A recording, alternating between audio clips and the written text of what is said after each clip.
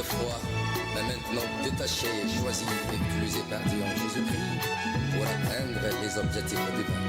Décider de lui être agréable en tout, et lui former une armée de faits et réveiller pour le disciple des nations. Attaché autrefois, maintenant détaché, choisi et utilisé par Dieu en Jésus-Christ pour atteindre les objectifs divins. Décider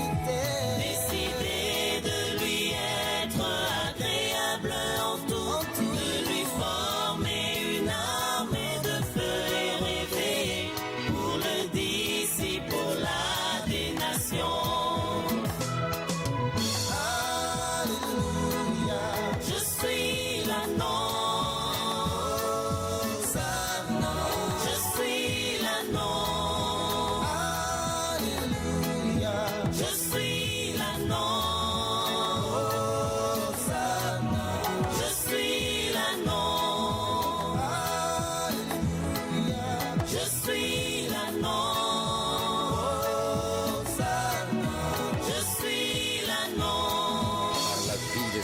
À l'éternel pour une excellente résurrection et un excellent enlèvement à la recherche des âmes perdues. Par la vie de sainteté à l'éternel pour une excellente résurrection, excellent enlèvement à la recherche des âmes perdues. On veut les équiper et les envoyer pour une bonne mission holistique, comme il m'a envoyé aussi. Alléluia. Je suis l'agneau. Je suis l'agneau. Alléluia. Je suis l'agneau.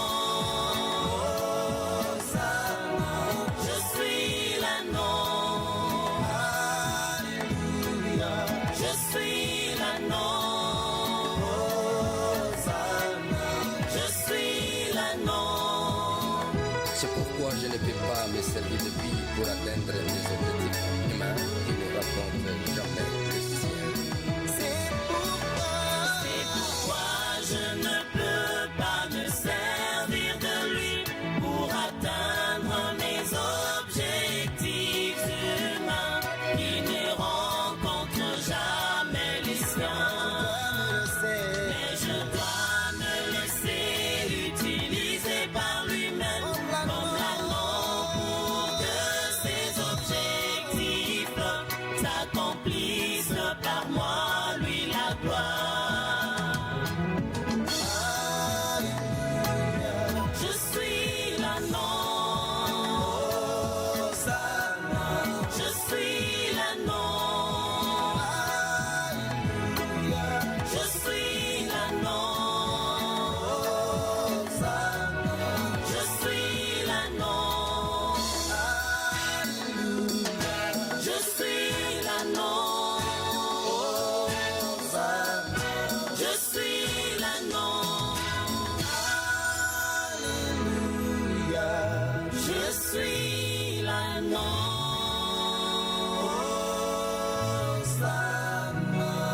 Je suis l'agneau.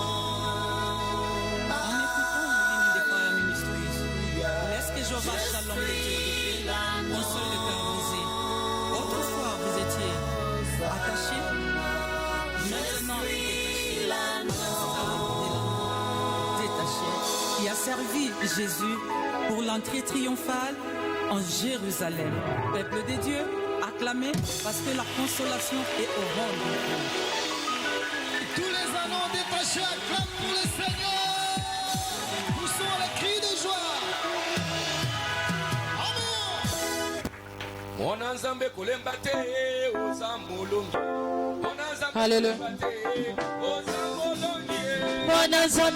te oza molongi. Mwana nzambe kolemba te oza molongi.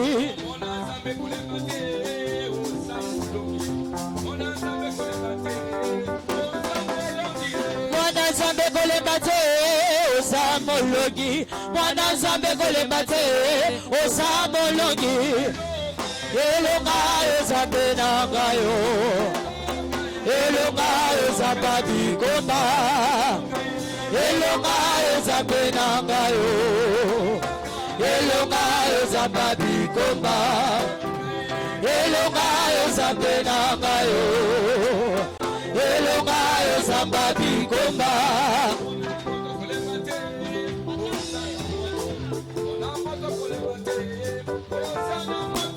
mwana moto kolemba te oza na moto mwana moto kolemba te oza molongo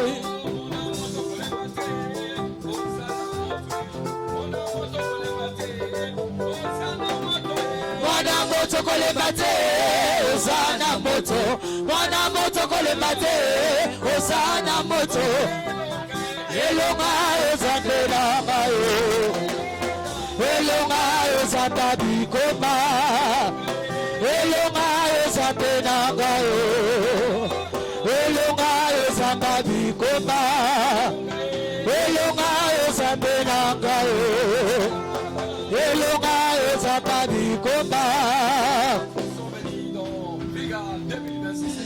Doye na Viga 2026 kolo pona koyekola pona kobunda dans le but de la victoire na tina elonga et de gagner. pe akolonga Nous sommes lisusu venus encore pour être libérés totalement. toye pona kokangwa mana bobimba biso moko Nos familles, mabota na et nos biso destinées, pe balobi na notre biso nation. ekolo Nous sommes venus encore une fois. toye lisusu Nous soyons formés po toyekolisama tozwa oyo esengeli tozala motuya na kati na bato Saint-Esprit, mon ami de tout le temps. molimo santu moninga na nga ntango nyonso Oui. La raison Iyo. de mon existence, ntina bozali na ngai c'est l'évangile. eza kote ya sango malamu Aussi de te préparer, de préparer à Dieu une armée de feu réveillé kobongisela yo nzambe mapinga ya moto ela mbuka pour le disciple des nations. mpona kosala na bikolo nyonso bayekoni ya nkolo Viens encore maintenant yaka lisusu sikawa dans cette séance d'ouverture na milulu oyo ya bofongwami de Viga 2026. viga 2026 Viens nous positionner, ya kopositione biso viens nous éclairer. ya kongengisa biso Et nous sommes appelés à quoi? À vivre les prémices, tobengami kobika oyo ya yambo le résultat du feu du Saint-Esprit ya biyano ya moto ya molimo dans nos santu vies, na bomoi na dans biso nos familles, na mabota na et biso selon le besoin de tout un chacun. kolandisama bosenga ya moko moko Lève encore le nom de Jésus, mon ami saint. tombola lisusu kombo na yesu moninga nanga Que le nom molimo du Père santu soit glorifié. mpo kombo ya tata ezwa lokumu Qui c'est mon ami? oyebi moninga na ngai J'ai besoin de toi, Saint-Esprit. nazalaka ntango nyonso na bosenga na yo molimo santu molimo na yawe molimo na yesu molimo ya bomoi Encore, Saint-Esprit. yaka lisusu molimo santu moninga na ngai ntango nyonso Consolateur glorieux. mobondisi ya nkembo Oui.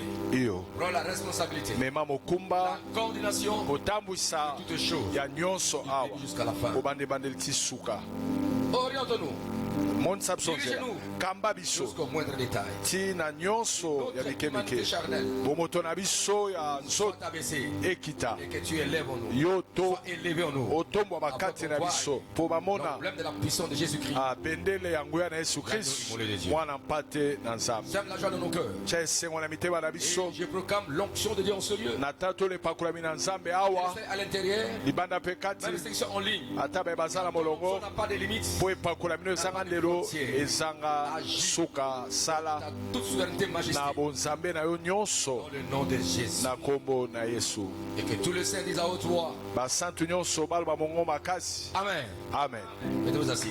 bovandi Encore une fois, je vous salue dans le nom précieux de Jésus-Christ. lisusu napesi bino mbote na kombo na yesu kristu Et soyez le bienvenu dans Viga 2026. boye bolamu na viga 2026 Autour du thème na mama likambo combat des bombes de feu bitumba ya babombe ya moto pour la victoire mpo na ntina elonga et pour gagner. mpe mpo na koganye Combat des bombes de feu, même tu mets céleste.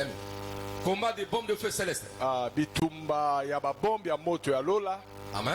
amen Pour la victoire mpo na victoire et pour gagner. mpe mpo na kolonga Bien-aimés dans le Seigneur, balingami na nkolo yesu kristo Écoutez-moi très bien, habitants de la terre et mes amis. Bola nanga malamu baninga pe bavanya mokili.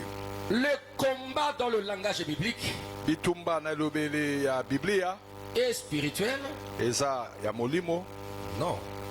J'ai dit le combat dans le langage biblique et spirituel. Na bitumba na lobele ya Biblia eza molimo. Eza ya molimo. Le combat. Bitumba. Ça c'est conjonction, pas verbe. Hein? Le combat dans le langage biblique et spirituel. Na le langage biblique eza spirituel eza ya molimo. Non. Ya Biblia pe ya molimo. Voilà, n'est jamais d'abord physique. Eza liboso kaka ya nzoto te. C'est un affrontement invisible. Eza kobotisa mo ezomonisa mate. Un conflit d'influence. Conflit à influence. Une résistance entre des royaumes. A résistance kata ba bokonzi Le royaume des mibale. ténèbres Bokonzi ya molili et le royaume de Dieu. pe bokonzi na nzambe. Je répète, il faut bien souligner là-bas. Le combat dans le langage biblique et spirituel. Bitumba na elobeli ya Biblia eza kaka ya nzoto te eza ya molimo. C'est pas ce que moi j'ai dit. Tu n'es pas en forme même pas. Bien, tu peux monter. Criez Amen. Amen. J'ai dit le combat dans le langage biblique et spirituel. Bitumba na elobeli ya Biblia eza spirituel pe ya molimo. Le combat dans le langage biblique et spirituel. Bitumba na elobeli ya Biblia eza pe ya molimo. Pe ya molimo. Est-ce que tu veux monter? Voilà, l'ancien. Montez un peu. Acclamons l'ancien. Acclamons. tobeteli mpaka maboko Acclamons l'ancien. tobeteli Criez mpaka maboko Amen. amen. Je dis que le combat dans le langage biblique et spirituel nakoloba bitumba na elobeli ya biblia pe ya molimo n'est jamais d'abord physique. eza nanu ya nzoto te, Mais c'est un affrontement invisible. kasi eza bitumba oyo ezomonana te, C'est un conflit d'influence. eza koswana ya boningani, Une résistance entre des royaumes. botelemeli kati na bokonzi mibale, Le royaume de Satan, bokonzi ya le satana royaume de Dieu, pe ya le nzambe, royaume des ténèbres bokonzi ya molili et le royaume de pe lumière. bokonzi ya mpole. Voilà. Yango wana Parce que dans ce monde, po ete na mokili il oyo y a la deux présences, eza na bojali mibale deux sémences. ya mboto toko na La mibale, sémence de Dieu nkona ya et nzambe la sémence de Satan. pe nkona ya satana. Aussi longtemps que ces deux sémences wana ntango bamboto oyo mibale interagissent dans ce monde, eza kosala na mokili il y aura oyo, toujours combat. bitumba ekozala kaka Dans ce monde, na mokili il y a oyo, les disciples de lumière. eza na bojali ya mpole pe ya molili. Aussi longtemps que wana ntango le ténèbre molili et la pe lumière mpole existent, il y ezali, aura toujours cette confrontation. a bitumba ekozala Il y kaka, aura toujours ce combat. bitumba oyo ekozala C'est kaka. pourquoi le combat que nous parlons, Yango ntina bitumba oyo tolobela ça se situe tout d'abord dans le domaine spirituel. eza nano na epimelo ya molimo, Avant que les effets se manifestent yambo emonisama sur le plan physique. na oyo etali nzoto. Bien-aimés dans le Seigneur, balingami oyo te ya nkolo, si nous voulons encore une définition de combat soki apesa lisusu ndimbola ya bitumba d'une façon profonde et structurée, na oyo etali bozindo makasi surtout adaptée dans notre contexte, mingimingi oyo ekokani na elobeli na biso, Fire Ministries, biso Fire le Ministries temple des bombes de feu céleste. lokola babombe ya moto outi likolo, Définition simple et essentielle. ndimbola ya pete mpo eza motuya. Le combat est l'ensemble des luttes spirituelles. bitumba eza lisanga ya babitumba ya molimo, Le combat est l'ensemble des luttes spirituelles. eza lisanga ya babitumba ya molimo, Morale, ya makanisi, émotionnelle ya bamabanzo et parfois physique. mpe batango mosusu ya nzoto. Amen.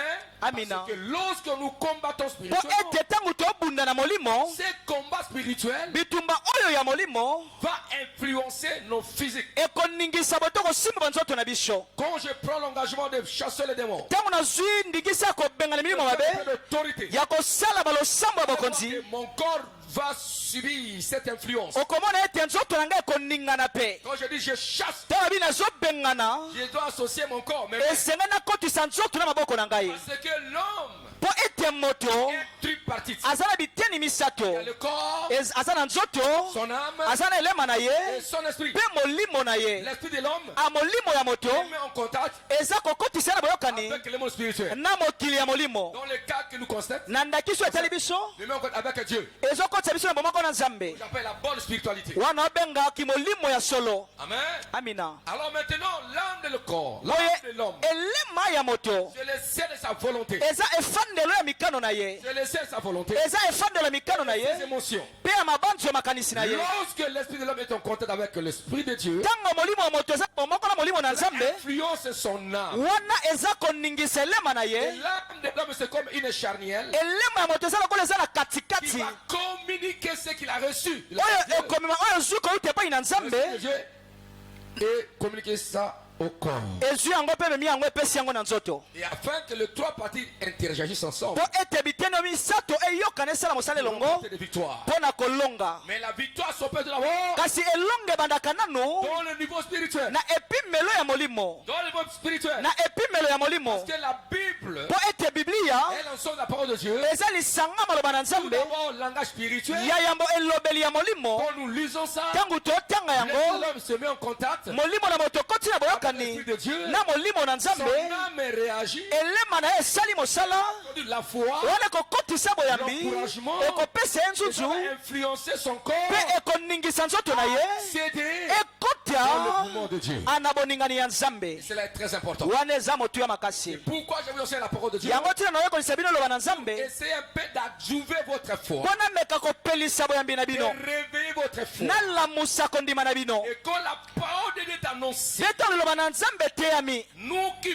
possédons de Dieu, biso baye oyo tozwi kouta epai na nous nzambe qui sommes l'émanation de Dieu, biso baye toza emanation ya nous nzambe sommes créés par sa parole. tokelami na liloba na ye Là, Dieu nous communique sa vie. wana nzambe azopesa biso bomoi na ye Cet esprit nous fait voir la volonté de Dieu. mpe molimo na mosantu alakisa biso mokano na Car nzambe la parole de Dieu po ete liloba na nzambe est la volonté de Dieu révélée. eza kaka mokano na nzambe emonisami polele Et l'homme est appelé à comprendre mpe moto abiangami asosola cette volonté mokano oyo afin qu'il puisse exprimer ses besoins à Dieu. apo alakisa bosenga na lobela yango epai na nzambe La Bible dit ceci: wana bisika biblia elobi ce que vous demanderez selon ma volonté. nyonso bino bokosenga kolandisa mokano na ngai nakopesa bino yango La volonté de Dieu mpe mokano na nzambe est exprimée dans la Bible. ekomami na kati ya biblia Dieu ne refuse jamais mpe nzambe aboyaka te quiconque s'appuie sur sa parole. moto ni moto ayekameli liloba na ye Et là, le diable, mpe wana le diabolo monde de ténèbres, mokili ya molili ne voudra pas te laisser la liberté ekotikela bonsomi te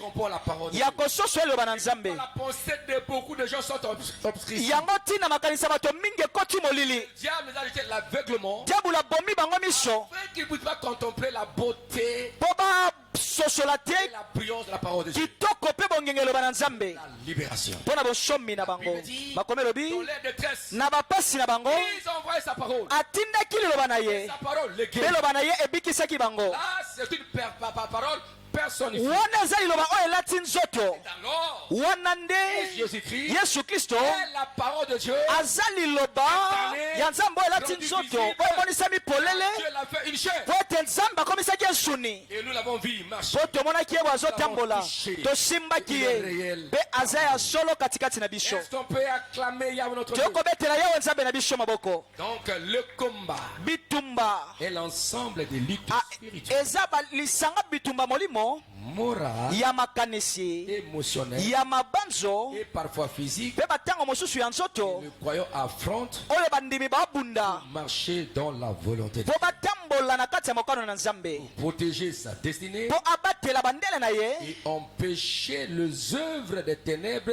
de dominer sa vie. mpe apekisa misala molili ekonza likolo ya bomoi na ye Pourquoi il y a combat? yango ntina bitumba ezali Criez alléluia. aleluya Si je bascule un peu dans la définition biblique soki nakatisi na ndimbo la biblia du combat, ya oyo etali dans la bitumba Bible, le combat est décrit comme na biblia ya bitumba emonisami lokola un affrontement spirituel. abitumba ya molimo Car la Bible dit, po ete biblia elobi car nous n'avons pas à lutter contre la chair po ete tobunda na nzoto te et le sang. na makila mpe te Contre qui? kati tobundisa nani Contre quoi? tobundisa On nini va contre le principe, contre les dominations babokonzi dans le lieu céleste. na bisika epusi J'y likolo reviendrai. nakozongela yango Mettez entre parenthèses Éphésiens tiango na kati ya sanduku mokanda mpe befezo 6, verset 12. mokapo ya moto batalatala 12. Criez Alléluia. Amina. Le combat aussi, Combat pe. c'est une résistance contre les forces du mal. Ezali botelemeli ozo telemela makasi ya molili. Tu résistes contre les forces du mal. Otelemi ngui otelemeli makasi ya molili. Les forces du mal veulent détruire ta vie. Makasi ya molili ngi babebisa bomo ina yo. Veulent détruire la famille. Ngi babebisa libota. Tu dit non. Yo koloba te. Je dois résister. Esengeli telema Je ngui. dois résister. Esengeli telema Les ngui. forces du mal veulent te tuer. Amakasi ya molili ngi aboma yo. Tu dit non. Yo koloba C'est te. là où la Bible dit Wande biska le bilobi. diable rôde comme un lion rugissant. Diablo azozunguluka lokola koshu azonguluma. Cherchez qui de Azoluka nani abukuta. Eh bien, dis encore. Abakisi Quand solbi il nini? s'élève comme un lion. Tanga tem lokola kosi. Qu'est-ce que tu fais? Esengeli kosa nini?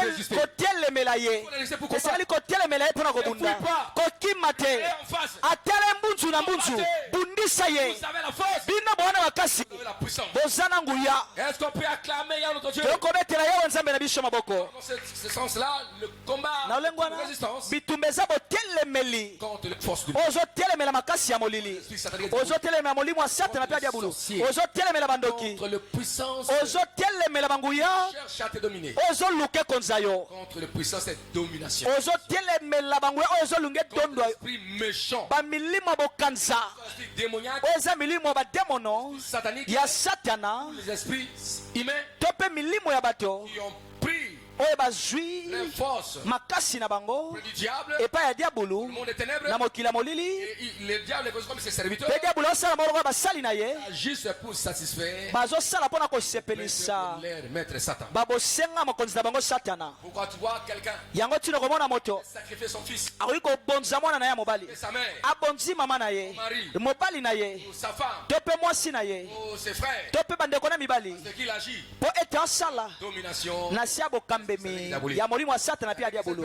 Eli koloba moto il wana a vendu son âme ateki elema na ye au service de Satan. akoti na mosala ya satana. Même dans la famille, Atako na libota ces personnes-là bato ya boye fera tout ce que Dieu lui a déjà fait. akosala nyonso diabolo ebisi asala. Plus l'amour de la famille, aza asu na bolingo ya libota te, l'amour de son mari, aza na bolingo ya mobali na ye te, l'amour de sa femme, aza na bolingo ya molongani na ye te, aza na bolingo ya bana na ye te, aza na bolingo ya boboti na ye te. Mpo na nini? le diable l'a placé, Mpo ete diabolo atie ye compris n'est-ce pas, les besoins. mpo akokisa bosenga na ye diabolo. Voyez, c'est de combat, Yango nde bitumba ezali c'est de combat. bitumba. Criez Amen. Amina. Le combat aussi c'est une guerre spirituelle, guerre intérieure, akomba mpe ezali bitumba ya molimo to ya kati, entre la chair et l'esprit. akati na nzoto na molimo. C'est une guerre intérieure, Eza bitumba ya kati entre la chair et l'esprit. kati na nzoto mpe molimo. Ce que la chair et l'esprit Mpo ete nzoto na molimo évoluent dans deux mondes opposés. baza kosala mosala na bitando mibale akokesana. Tu es charnel, To mpo oza moto na tu suni, es spirituel. to mpo oza moto na molimo. Ce qui est très important, Kasi oyo eza moto ya makasi, tu sois une personne spirituelle. esengeli yo ozala moto ya molimo. Crie Amen.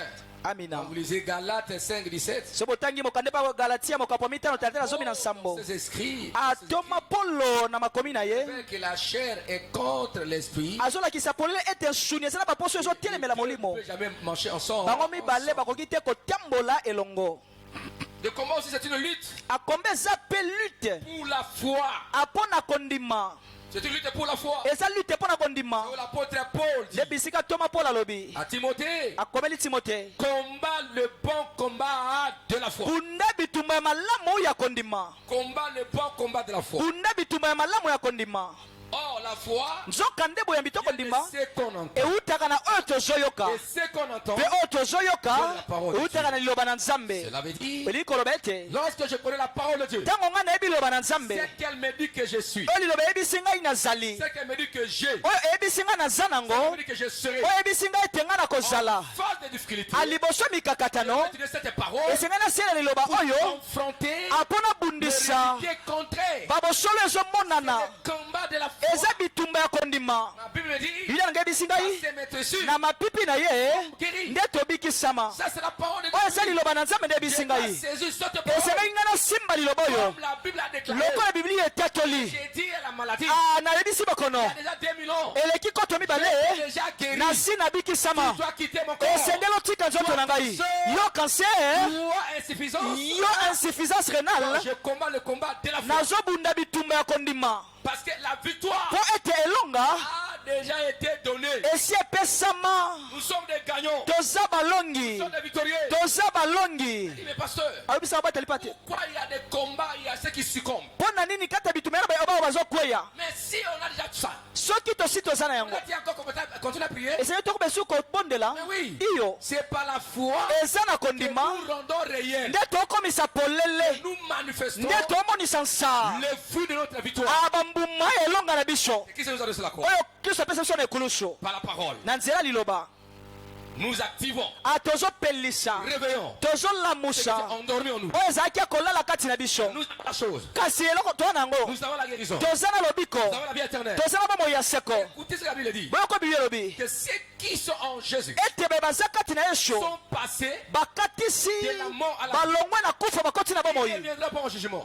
bakoleka na bosambisami Et te la Bible dit encore, bibi abakisi lisusu en Jésus, kati na yesu kristo il nous a transportés amemi biso dans le royaume des lumières. na bokonzi ya Il mpole nous a fait quitter le alongoli royaume des biso ténèbres. na bokonzi ya Il nous molili a transportés amemi biso akatisi dans biso le royaume de lumière na bokonzi ya mpole de son fils ya mwana na en ye qui nous avons epai na nani la rédemption. toza na lisikolami La vie. toza na bomoi C'est-à-dire, elikoloba nous sommes sur la terre, toza na mokili spirituellement, kasi na nous molimo sommes établis dans la tofandisami dignité na bokonzi positionnelle tofandisami au ciel na lola avec Dieu. elongo na nzambe amen amen amen yango wana Là, quand le diable te cherchait ici, wana ntango diabolo ekolokwawa il ne pourrait même te voir. akomona yo te Parce que tu es caché. mpo ete obombami Il a dit, alobaki nous en Jésus, biso kati na yesu Jésus dans le Père, yesu kati na tata dans le lieu, c'est dans le lieu très haut. mpe na bisika pusi likolo Donc, il faut te contextualiser, esengeli yo mikotisa te positionner spirituellement omifandisa na molimo dans cette sphère de la puissance. ana epimelo wana ya nguya C'est ça le problème. yango nde bisika likambo ezali Pourquoi yango ntina tout chrétien mokristo nyonso est habilité aza na makoki à abiangami exercer son autorité asala bokonzi na ye sous l'autorité bokonzi na de ye Christ qui vit en lui. ya kristo aza kati na ye Et tant que le salut lokola lobiko est l'emblème de sa victoire. ape bendele elonga na ye Criez Amen. amina Donc je dois expliquer cela pour que vous compreniez. esengeli nalimbola yango mpo bososola Vida viga 2026, ce 2026 que le Seigneur va faire, oyo lola akosala ce qu'il fait même maintenant, oyo kola azosala et ce sikawa qu'il fera. mpe oyo akosala Criez Alléluia. amina Car le thème, combat, mpo ete mwa likambo ezali le combat des bombes de feu, bitumba ya bomba moto oyo uti lola mpona la victoire elonga et pour mpe gagner. kolonga Criez Alléluia. aleluya Donc je reviendrai à ce qui concerne victoire et gagner. na banzi ete nakozongela na oyo etali victoire mpe gagner C'est un enseignement aussi systématique aussi qui va nous aider à beaucoup prier ekosunga biso tobondela mingi pour comprendre, mpo na kososola saisir kosimba kokanga pourquoi j'ai prié. mpo aninga na obondela Pourquoi je dois prier. mpo nini ngai esengeli nabondela C'est très important eza motu ya makasi pour être un grand combattant, mpo na kozala mobundi ya makasi grand guerrier, elombe monene bombe de feu céleste. abombe de fe alola Tu as besoin, oza na bosenga oyekolisama tu as besoin de la formation. oza na bosenga La koyekolisama formation, koyekolisama il n'y a rien d'autre qui eza kaka l'ensemble des informations lisanga ya bansango nous donne. oyo bapesa biso Soyons formés. apo toyekola Soyons informés tozwa bansango pour être formés. apo toyekolisama Tu deviendras un guerrier. okokoma elombe Il va faire mal au monde des ténèbres akonyokola mokili ya molili qui tu es. soki oyebi yo oza nani Pourquoi Jésus-Christ. yango yesu kristo Nous lisons, n'est-ce pas, soki totangi nos pensées néo-testamentaires. makanisi ya boyokani ya sika Testament dit, je suis le chemin, alobi naza nzela je suis la vie, abi naza bomoi la vérité, naza solo je suis le pain de vie, naza lipa na bomoi la vérité et la vie. naza bosolo mpe bomoi naza lisekwa Car il se connaissait. mpo ete amiyebaka Déclare mpe azotatola oyo azali ce qu'il veut faire, mpe oyo akosala na mokili présent et futur. alia lelo mpe alobi Connais-tu toi-même yo omiyebi yo moko de découvrir esengeli omikundula Sois komiyeba yo moko que nous sommes, oyo biso tozali te positionner, ekofandisa yo exercer osalela mpifo na yo enfant de Dieu. lokola mwana na nzambe makomi elobi Jean 1,12. na yohane moko Tous ceux qui l'ont reçu, baye banso bayambi ye tous ceux qui ont son nom, baye banso baondimela kombo na il ye les a donnés apesi bango nguya ya de devenir kokoma enfants de Dieu. bana na nzambe Étant enfants de Dieu, lokola mwana na vous nzambe avez à agir esengeli bosala comme votre Dieu. lokola nzambe na bino Le petit d'un léopard, mwana ya léopard c'est un léopard. aza léopard Hein? Un léopardo, léopard c'est un léopard. aza mwana ya léopard aza léopard Amen. amina Le petit, n'est-ce pas, d'un lion, mwana ya nkosi c'est, aza kosi n'est-ce pas, un lionceau, c'est un lion. mwana nkosi aza kosi L'enfant de Dieu, mwana ya nzambe C'est Dieu. aza nzambe amen amen amen il agit comme Dieu. aosala lokola nzambe Dieu lui a donné toutes les qualificatifs possibles. nzambe apesi ye makoki nyonso esengeli asala Crie Amen. Amina. Il nous utilise aosala biso sa gloire. mpona nkembo na ye. Pourquoi vous êtes instruments du vin? yango boza bisalelo ya Dieu veut nzambe. opérer par vous. nzambe alingi asala mosala katikati ya bino. Exercer son autorité. alingi asala bokonzi na ye na nzela na bino. Ces appelés à vous accepter. bobiangami bomindima. Pourquoi j'ai parlé aussi de la lutte morale? yango baki mpe na ntina bitumba makanisi. Pense que tu es. aososola oyo Tu es ozali. la paix. apozwa Si tu kimia. n'as pas la paix, soki oza na kimia te tu ne vaincras pas. okolonga te. Voilà, paix. esengeli ozala na kimia. L'assurance. ape ondima. Assurance. kondimisama. Sort, n'est-ce pas? Du ezali. domaine, n'est-ce pas, de l'âme. eza kowuta na La elema. gestion de nos sentiments. nde bisika baposa na biso efandaka. ape mikano na biso ezali. Oh, na vous allez voir boye que okomona si ete ton âme est libérée quelque part, soki elema no ekangolami bisika moko l'âme est soumise sous le contrôle de ton esprit qui est en contact avec Dieu. ete elema no esokisami na molimo no eza na bomoko na nzambe Ton corps. okomona ete nzoto na yo Ce que ekobika tu crois. oyo C'est ozondima. pourquoi les maladies yango ntina peuvent bokono partir. ekoki La pauvre kokende est partie. bobola ekoki kokende Même les démons ata komilimo mabe partis. Peut pas se bakoki kokende peut partir. bakoki kokende Ta vie sur la terre. ata koma moino na Pour ta mokili destinée. mpo na ndele na yo Suivra ekolanda ce que tu crois. oyo ozondima. Parce que la Bible dit, po ete makomi elobi j'écris. na ndimi C'est pourquoi je parle. yango nde ntina ngai nalobi. Nous aussi nous croyons. biso mpe C'est tondima pourquoi nous parlons. yango nde toloba Nous prions. tobondela Nous chassons. tobengana Nous contrôlons. tozo Parce que nous croyons. po ete tondima. amen amen. C'est l'exercice. oyo eza ngala sisi. Chers amis, mes enfants, balingami bana ngai chers académiciens, baye bazoyekola na etelo likolo boza na etelo ya formation ya faya. des armées, Ah. des soldats de feu, basolda ya moto comportez-vous comme ça. bobika mo lolenge wana Et la gloire et la puissance de Dieu. bokobika nkembo mpe nguya na nzambe. Voilà. Comme il venait, Jésus, ata nyonso aki koya quand il est sur la terre, taki na mokili qu'est-ce qu'il avait dit? alobaki nini. Je sais que mon père agit. alobi nayebi ete tata nanga osala mosala Moi aussi, ngai mpe j'agis. naosala mosala. Nous aussi, biso mpe nous savons que toyebi ete Seigneur Jésus, kolo na biso yesu kristo agit. azosala Nous aussi, biso nous mpe agissons. tozosala. Alleluya. nous aussi nous agissons. biso mpe tosala. C'est pour qu'il a dit ceci. yango ntina babaki boye Ceux qui croient en lui, oyo bakondimela bondimela ye bakosala nini. il les a donné apesi bango le pouvoir nguya de marcher. ya kotambola likolo na nkoto ya kobengana milimo mabe. ya kobengana milimo mabe. Il a dit le pouvoir. abi apesi mpifo Le pouvoir. mpifo Le pouvoir mpifo peut manier la puissance. ekoki kotambwisa nguya. C'est ça. Celui qui a le pouvoir, moto aza na mpifo il peut manier la puissance. akoki kotambwisa to kokamba nguya. Celui qui a le pouvoir, moto aza na mpifo en lui, il y a la puissance des armes non visibles. kati na ye aza na nguya ya bibundeli oyo emonisami nanu polele te. Et il doit exercer son pouvoir. mpe esengeli asiela mpifo na ye. Quand tu vois un roulage, ntango moni roulage il a son matraque, aza na matrake na ye un petit sifflet, amwa sifle moke on a établi là-bas abafandisi ye wana pour régler, mpo na kobongisa régulariser. nzela Mettre mituka l'ordre. atya molongo na nzela. Il n'a pas un mondo qu'il a, aza na munduki te mais il est comme ça. azaka wana Quand on fait comme ça, soki atika loboko boye Otelema. otelema. pourquoi? mpo na nini Il a le pouvoir. aza na mpifo. Et quand il a le pouvoir, lokola na mpifo il y a la puissance. aza na nguya kati na ye. Ça c'est vrai. Tu vois? Même si un monde que Zoya, c'est ça. otelema. C'est bon, je ne sais pas s'il y a tout ce roulage là. Souvent il se mettait, n'est-ce pas, devant, il peut se quelque part là. akotelema liboso ya upc bisika moko ayaki obina kutu soki olekisa mituka azobina osala bageste. Crie alléluia. Mais il fait des gestes là. Ah, ça mais va, pour geste. d'autres, ça y est. Ah.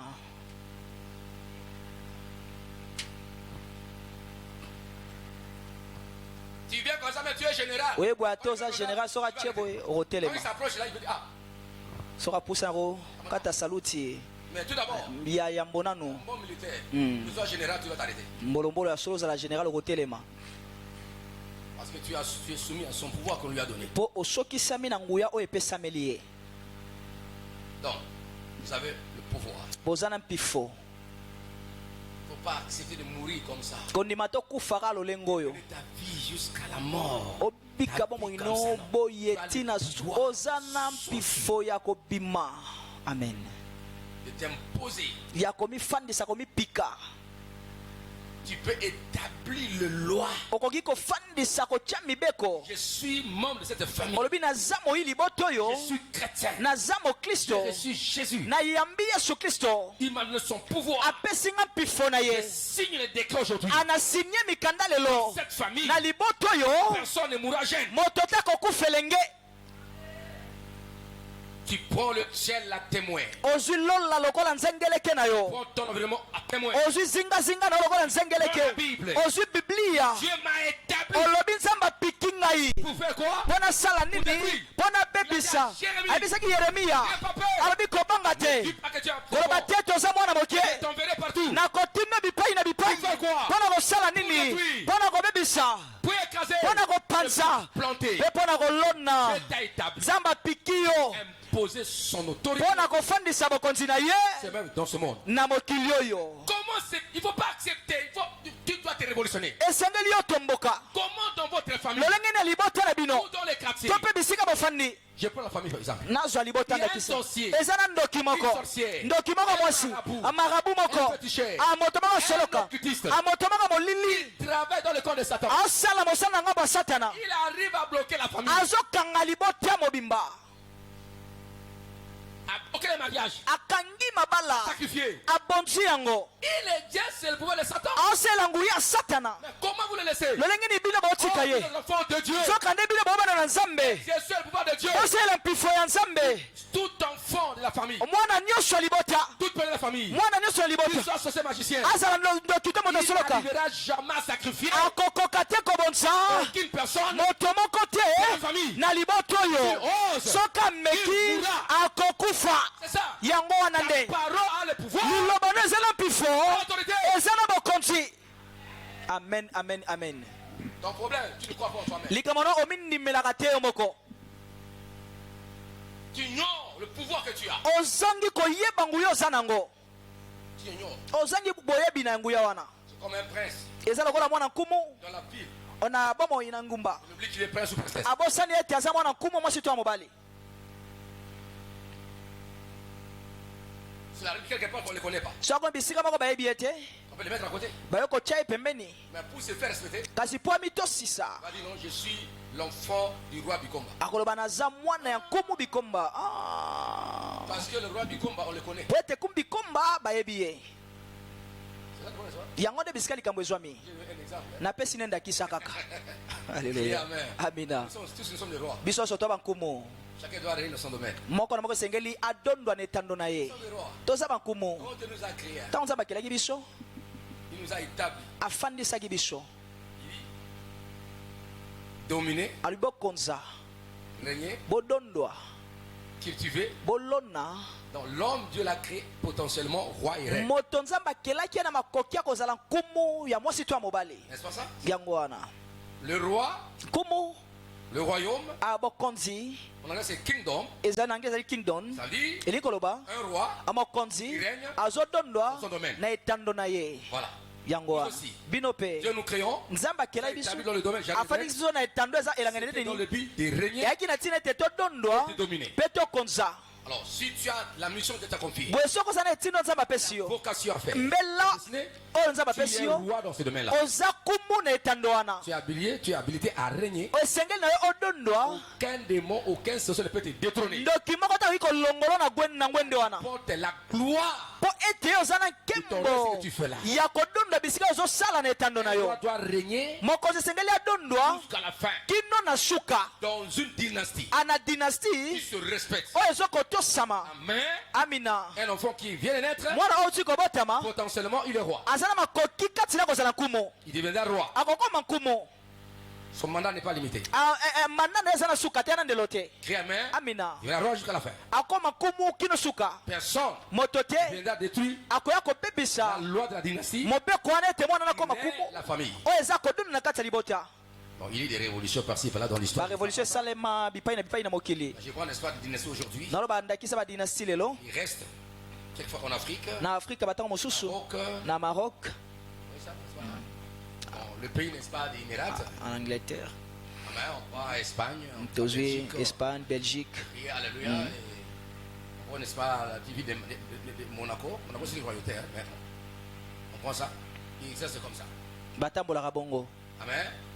Les enfants naissent. Bana babotama Ils sont des princesses. baza ba princesse ba Ils prince sont des reines et des rois potentiels. bazikata mama koya okoma bankumu lobi. Si vous voulez comprendre ce sens, Songo sosola makambo yo il faut vous contextualiser. Enfant de esengeli Dieu. bomifandisa bo bete na mwana na Enfant de nzambe qui? mwana Du ya nani roi des rois. mwana ya mokonzi ya bakonzi Et toi, en tant qu'enfant du roi des rois, tu yo es aussi le lokola roi. mwana ya makonzi ya bakonzi yo mpo oza mokonzi Tu dois régner. esengeli yo dondwa Dieu t'a donné l'autorité. bisika nzambe apesi yo Dans bokonzi la vision, na emoniseli ta vocation, na mbela na yo ton domaine yango nde etando na yo a fonctionné, oyo obianga nosala mosala mpe osalela continué. mpe okoba De la création. mosala ya bokeli Dieu continue à faire avec toi. nzambe azokoba kosala yango elongo na Ne yo se passe au travers des Satans et sorciers. akotika yango te na maboko ya badoki Un sorcier qui vend l'étoile. andoki azoteka minzoto La famille. ya libota Et vous le laissez la famille. abino baotike bango kaka na libota Non.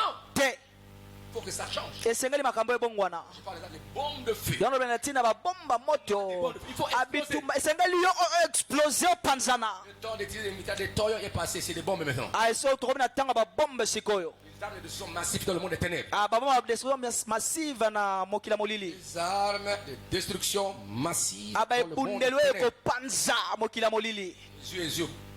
Koué. ezwi Le ezwi feu. oyi bokobwaka Bombe moto de feu. babomba moto Comme l'agneau de Dieu. Ah, Tu ne peux jamais prier s'il faut être en colère. oyi te kobondela soki ozangi kimia soki ozala na kimia na kanda plutôt Amen. Vous savez, toute bombe, bombe nyonso il a l'énergie potentielle. eza na pifo kati na yango Et à l'intérieur, kati na yango ça chauffe. ezopumbu moto Ça ezopela moto ezopela ezotokota na Je sais pas, kati non? Il y a également kanda mongo na Ah, kati. ah, kanda na Vous avez kati. qu'à boire un peu ça, ni- epanzana Cet enfant dit c'est comme ça. Vous êtes des bombes. toza babombe Ako meka, oko panza. Panzi bango. Criez Alléluia. alleluya Est-ce qu'on peut acclamer notre Dieu? tokobetela nzambe na biso maboko Il y a des choses à ne pas accepter. eza na makambo esengeli tondima Nous gênons pour briser les forces du mal. tozokila mpona C'est kobebisa makasi assez, eleki tolembi Cette situation, tolembi likambo c'est oyo ce qui dérange ta famille. oyo ezotungisa libota Cette maladie te dérange. bokone ezotungisa yo Hey, écoutez-moi. boyoka Vous ngai mangez un peu du sucré, du jus, un peu. oyo komela mwa jus On t'a sucré connu avec la diabète. kasi bakatola etuma maladi ya sukali nakomela te Il va te guérir. nzambe akobikisa yo Diabète, il est et kende. ekende Quel problème à payer quelque chose?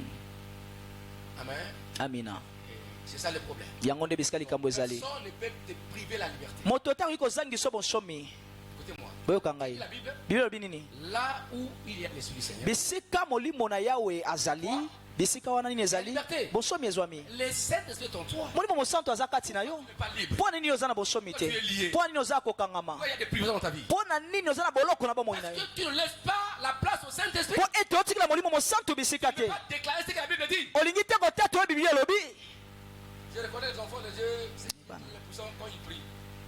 Quand ils prient, ntango babondela oyebi te oyo aocomprendre aososola moi j'ai regardé, n'est-ce pas, une vidéo hier. nakotala video moko lobi eleki na banzi C'était à la maison là. yaki akosekisa Il y a un petit garçon. mwana moko ya moke Il mangeait. ayaki kolia Il avait son pain, j'ai cru, je ne sais pas. ayaki na lipa na ye nayebi te hamburger Il y avait des œufs. ayaki na maki na banzi Et puis, un petit château est venu. mpe niao moko moke aye Amen. Et il a commencé à tout toucher. abandi kosimba bile oyo mwana na kolia Il lui a dit non, it's mine. abi eza ya ngai eza ya ngai Amen. It's mine. Ça, c'est pour moi. eza ya ngai L'enfant commençait à parler. mwana bandi koloba Puis la mona. ya niau Daniel Kosimba des Angai. It's Angai. Encore, même hier la nuit. ata lobi na butu Mais deux petites filles.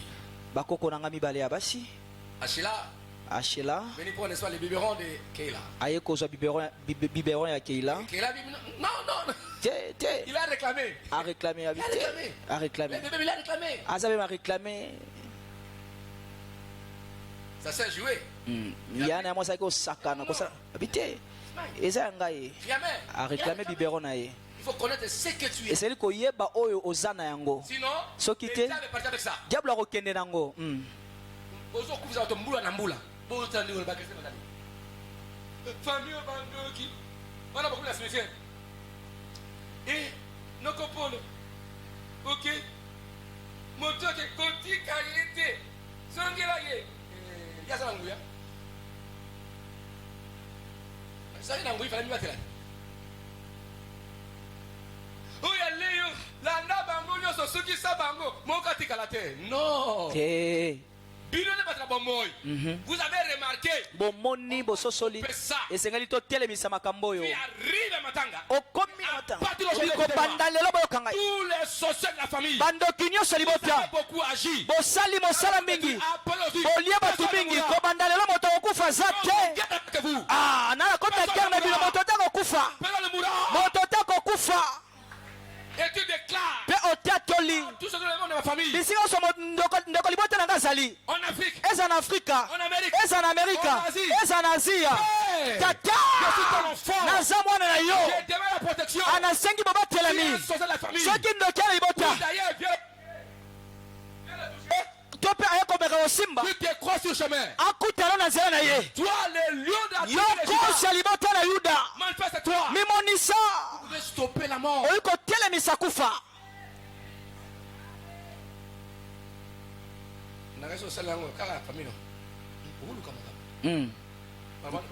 yo obangaka te Ce n'est que toi qui vas céder, livrer ton famille, ton frère, parce que tu as peur. yo nde oyi kosede olivre ndeko no mpo oza na bobangi Tu vas avoir peur. kobanga te Initiez-vous. bosangana bozala na Combattez bomoko les forces du mal. bobundisa makasi ya molili Élite domicile de la famille. oyo efandi na kati ya libota Et puis, bando kiango ba, bando ka bata bien. Bon dans le, bando ka bata bien. Oza sur ma famille, ne pas repousser malade. Bon mon appel yango. Bebo tikaka. Kene na mama yenu. Kene na cinquantenaire. Kene na ngaliema, tu ne passes par là. Il y a beaucoup de cris. Eh, likonzi à famille. Likonzi à famille. Okosuka wapi? Bando kyoyo. Bando bon basimba. Basimba lelo to bonne. Amen. amen Loba alléluia. alleluya Loba amen. amen Est-ce qu'on peut acclamer Yahweh notre Dieu? tokobetela yawe nzambe na biso maboko Voilà, bien-aimé dans le Seigneur. tiala balingami ote ya nkolo Figa 2026. figa 2026 Tu es appelé à utiliser le pouvoir. obiangami osalela mpifo Exercer. Tu salela es un enfant de Dieu. oza mwana na nzambe Nous sommes les enfants de lumière. toza bana ya mpole Nous brillons plus que les enfants des ténèbres. tozongela koleka bana ya molili Est-ce qu'on peut acclamer Yahweh notre Dieu? tokobetela yawe nzambe na biso maboko Il faut affronter les forces du mal. N'aie pas peur. esengeli kobundisa makasi ya molili kobanga yango te N'aie pas peur, affronte-le kobanga te bundisa bango pour les vaincre. mpo na kolonga bango Nous avons la foi. toza na kondima Un combat de la foi. bitumba ya kondima Déclarons. biso totetola oyo nzambe aloba Et oui, amen. eza iyo mpe amina Cela est irrévocable. elongwaka te Que Dieu a dit. po ete nzambe alobi akani bongo Vous avez montré, Dieu n'a pas un problème. nzambe ali likambo te La main de Dieu est là. loboko na nzambe eza nango wana Elle cherche ezoluka les prières. losambo Quiconque peut le faire mouvoir. ya moto ni moto akoningisa loboko na ye Agir. mpo asala Pour frapper, mpo na kobeta pour donner. mpo na kopesa Dieu n'a pas un problème. nzambe ali likambo te Tant que ta prière azelaka losambo na yo peut mouvoir sa main, mpo eningisa loboko na ye qu'il accomplisse mpo ete akokisa ce que toi tu veux. oyo olingi Dieu l'aimait bien. nzambe alingi yango esalema malamu alingi kopambola yo alingi kobikisa yo alingi akambo libota na yo Il attend que ta prière, azozelaka nde losambo na yo que sa main mpo loboko na ye verse, ekita se mette au mouvement. eningana ekota na mosala Prière.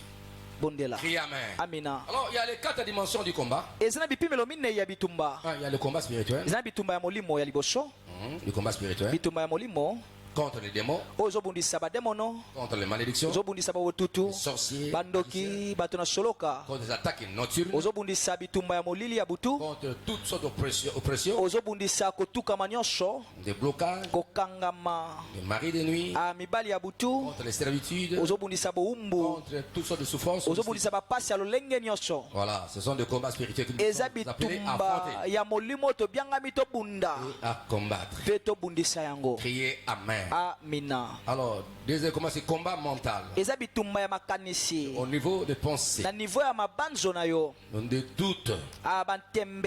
niveau de peur, Bobangi. confusion, découragement, Abulu yeke kolemba. des tentations. Akomimekano. Ce sont des combats mentaux. Eza bitumba ya mabanzo. Oh, là, c'est tout le choc de bataille. Nzoka nde ukuna de bisika bitumba C'est ezalaka. l'épicentre, n'est-ce pas? Kuna de bisika Le etando. diable vient s'imposer. Bisika diabulu ayaka kofandisa mapo atungisa Il yo. va attaquer nos pensées. Akobundisa makanisi na yo. Il va semer la doute en nous. Akokotisa motema ekenze to pe La peur, kotia tembe bobangi. confusion, découragement. Abolembu bulu yeke. Et il va nous tenter. Akomeka yo. Il ne faut pas céder. Esengeli tio zonga sima. Il faut que tu puisses vaincre au niveau mental. Esengeli yo longa pe na niveau makanisi na yo. Au niveau de ton âge, de ton âge. O wana ezali nelema na yo. N'aie pas peur. Kobanga Ne te. regarde pas ton âge. Kotela mibu na yo te. Avec mon âge, Ona mibu na ngo na obala non, lisusu. non, non. Il Kotela va mibu jouer avec te. tes pensées. Akosakana na makanisi na Il va yo. le chasser. Esengeli yo benga na ye. Un jour là, Yo mokolo moko. il a dit à Jésus. Petro ebisi Yesu. Il avait dit non, je vais à Jérusalem. Abinaki ya Yerusalema. Et là, c'est ça le moment où on va livrer le Fils de l'homme. Kuna nde bakobonza mwana moto. C'est crucifié. Akobakama. Il sera ressuscité. Akoseka mokolo ya misato. Il a dit quoi? Petro alobi nini? Rien ne peut arriver. Eloko te okomela yo. Non, maître. Te molakisi. Je le regarde. Yesu atali Il ye. dit quoi? Ayebisi nini? Arrête-moi ça. Hein? Kende mosika na nga Satana. Parce que tes pensées, Po ete makanisi na yo eza Les pensées de Dieu. makanisi ya Nzambe te. c'est-à-dire que quand tu es dans le doute, Eliko batangu yo koti na badute. Satan d'agir par toi. Wana ozopesa Satana nzela asala katikati na yo. Va t'empêcher, ne doute pas. Kotia tembe te. N'aie pas peur. Kobanga te. Ne panique pas. Kozala panike te. Pas de confusion. Abulu yeke mbulunga na pete. Il ne faut pas douter. Kotia tembe te. Il ne faut pas être découragé. Kolemba te. Prends. Prends la force. Zwa makasi. Vaincre ce combat. Po olonga bitumbo yo. Mental. O eza na makanisi. Crier Alléluia. Amina. Il y a aussi le combat. Eza pena bitumba. Moral. Na niveau ya mabanzo. C'est le choix que tu opères entre le bien et le mal. Eza oyo ozopona kata malamu to mabe. Sainteté. Bosantu. Entre sainteté et les péchés. Kati na bosantu na masumu. Moralement. Na oyo etali mabanzo. Il y a les gens dont leur conscience les acquise. Eza na bato oyo boyebi na bango kati ezofunda bango. Moralement, ils sont faibles. Boyebi na kati aza na botaou. Parce qu'ils n'ont pas pu gérer Po ete ayebaki te kobatela to kokamba. le choix entre le bien et le mal. Ayeba kopona mabe na malamu. Quand les enfants de Dieu Lokola bana n'ont Nzambe. pas pu gérer. Ayebaki vraiment te kopona kati na bosantu to pe masumu. Voilà. Yango Le wana. dernier combat, c'est le combat la destinée. Bitumba ya suki ya bitumba ya ndele to ya lobi ya Le combat moto. de destinée. Bitumba ya ndele to lobi ya moto. Voilà. Yango wana. Tous ceux qui cherchent à empêcher l'accomplissement du plan de Dieu, Oyo nyonso ezoluka epekisa bakokisami ya mabongisi ya livrent la Nzambe. bataille contre la destinée. Abazobundisa ndele ya yo. Donc le combat de la destinée, Bitumba ya ndele donc, il faut détruire, yo esengela bebisa yango. résister Otelemela yango. toute action, Mosala nyonso. Toute personne. Moto nyonso. tout esprit Molimo nyonso. qui cherche à empêcher Oyo ezoluka epekisa l'accomplissement du plan de Dieu bokokisami ya mabongisi ya Nzambe pour ta vie. mpo na bomoi na yo. C'est la destinée, Po ete ndele c'est là où tu vois les choses que Dieu a arrêtées. kuna bisika tokuta makambo oyo Nzambe abongisa. Dès l'éternité pour toi, Uta seko na seko mpo na yo. les choses que tu devais faire, Biloko oyo esengelaki osala. ce que tu devais être. Oyo esengelaki ozala. Voilà. Yango wana. Ta position préétablie depuis le ciel. Epimelo na yo oyo esi ebongisama kala uta lola. Alors, quand le diable voit ça, Boye ntango diabolo amona yango. il fait une lecture. Atali litengi na yango. Une lecture profonde, Litengi ya bozindo mais une te. lecture apparente. Kasi litengi kaka oyo ezomona likolo boye. Là, quand Christ était né, Wana ntango Kristo abotamaki. le toit de Bethléem, Étoile ya les Bethléem. mages d'Orion Bamaji ya Oria. ont vu le toit. Bamonaki monzoto. Ils ont dit ceci, Balobaki boye. un roi bien-aimé. Mokonzi auti kobotama. Comment ils le savaient? Lolenge nini bayebaki yango. Parce qu'ils ont vu son étoile. Mpo bamonaki monzoto na ye. Le toit de chacun. Monzoto moko na moko. C'est n'est-ce pas la destinée? Eza na kati nango na ndele. Eza na elobeli. Alléluia. Alleluya. Même aussi Joseph. Atako Yosefu pe. Criez Alléluia. Alleluya. Sur le toit a prié. Monzoto yaki kongenga. Dieu exprime sous forme de rêve. Mpe Nzambe alosho na ndenge bandoto. Il a vu quoi? Amonaki nini? lune. Amoni mwase. Le soleil Amoni moi. et les 11 étoiles. Amoni minzoto zomi na moko. Il s'est prosterné. Eko fukama. C'était le langage de sa destinée. Ezalaki elobela ndele na ye. Alors maintenant, Bwesikawa. que disaient ses frères? Nini bandeko ne bagoloba. Cela veut dire que tu vas nous gouverner? Elingi koloba ete yo kokamba biso. Même son père avait dit. Ata kotata na lobaki yango. Pourquoi tu dis ça? Elingi koloba nini ndoto oyo. Tes frères. Ngai mama na yo na bandeko na yo. Et son père dit. Regardez ses rêves. Abatelaki ndoto wana bombaki yango. Amen, qui avait dit ça? Amina. Elingi koloba nini. Et ce frère dit, mais, Bandeko loba tu veux nous gouverner? yo lingi okamba biso. Et voilà comment on laisse la jalousie. talo lolenge nini zu Et ebotamaka c'était le diable. ezalaki diabulo. Amen. Amina. Lorsque Joseph, Ntango Yosefo son père l'avait envoyé, tata na ye atindaki ye nous sommes dans Genèse et 37. watu oza na buku ya bandeli moko ya patuku misato na nsambo Lisez ça. botanga On yango l'a envoyé. batindaki ye Puis, son père avec gentil, tata na ye na esengo nyonso kende kotala bandeko na yo d'aller paître le troupeau. bake koliesa bampa te On va aller voir comment se kende comporte. otala olenge nini bazali Apporte la nourriture. omemela bango bilei Le jeune homme avait la nourriture elenge aki na bilei pour ses frères. mpo na bandeko na ye Il demandait même. atuni Voir kutu quelqu'un vous. amoni moto atuni omoni bandeko na nga te koto te baza na ngambo wana Lui venait avec la nourriture. ye azoya na bilei Venait avec les messages de son père. azoya na nsango ya tata na ye Pour voir comment il se comporte. mpo mona olenge nini bandeko ne bazalaki Il ramène les informations à son père. mpo amemela tata na ye nsango Comment se fait ses portes. lolenge nini bandeko na ye bazali Mais elles sont là-bas. kasi bango baza En kuna les regardant. bamoni ye Voici les balobi faiseurs de rêve. botala mosali bandoto Voici les faiseurs de rêve. botala mosali bandoto Tuons-le. toboma ye Voir. mpo totala Ce rêve. lolenge nini bandoto na ye ekokokisama tala Voici les faiseurs de rêve. botala mosali bandoto Ces rêveurs-là. amosali bandoto ya moloti oyo Arrive. aye wana zoya Tuons-le. toboma ye Voir comment c'est. mpo totala lolenge nini bandoto na ye ekokokisama Tout autour de toi, il y a des gens. azingazinga na bato Ils bazwami peuvent remarquer. oyo bakoki komona Brillance de ton et ta destinée. bongengi ya monzoto ya ndele na yo Ils sentent ça. bazoyoka yango Ils commencent à attaquer pour te babandi tuer. kobundisa mpo na koboma yo Pour que tu n'arrives pas à manifester. mpo yo omonisa te Accomplir ce que Dieu a déjà dans ta vie. okokisa te oyo nzambe abongisala bomoi na yo Déclare. natatoli Personne ne tuera ta vie. moko te akoboma mamoi na yo Accomplira ta destinée. okokokisa ndele na yo Et on peut t'attaquer, bayi kobundisa yo te combattre. kobundisa yo Laisse-moi te dire. kasi tika na yebisa Les yo combats. bitumba na bango bitumba na bango bafinga na bango C'est comme les escaliers. ekosunga lokola bimatelo Tu arrives. mpo okoma Dieu a des bisika nzambe abongisa mpo na bomoi na yo amen amen amen Les frères de Joseph bandeko yozefu l'ont aidé seulement. basungaki ye kaka L'ont vendu. batekaki ye Mais auprès de qui? epo banani baismaelite Ils ont venu chez Potiphar. baismaeli bateki ye mpo potifa C'était la voie tracée. ezalaki nzela ebongisamaki La voie providentielle. nzela nzambe abongisaki mpo na ndele na ye Mais kasi Dieu les a laissés. nzambe atikaki bango Amen. amina Comment Dieu les a utilisés nzambe asalaki bango dans leur méchanceté. ana bokanisa na bango mpe wana epesaki nzela na yozefu akoma na bisika ya botombwami na ye amen Donc, eli koloba pourquoi nous combattons? mponi biso tobunda C'est pour que chacun puisse réaliser eza mpo na moko akokisa sa destinée. ndele na ye amen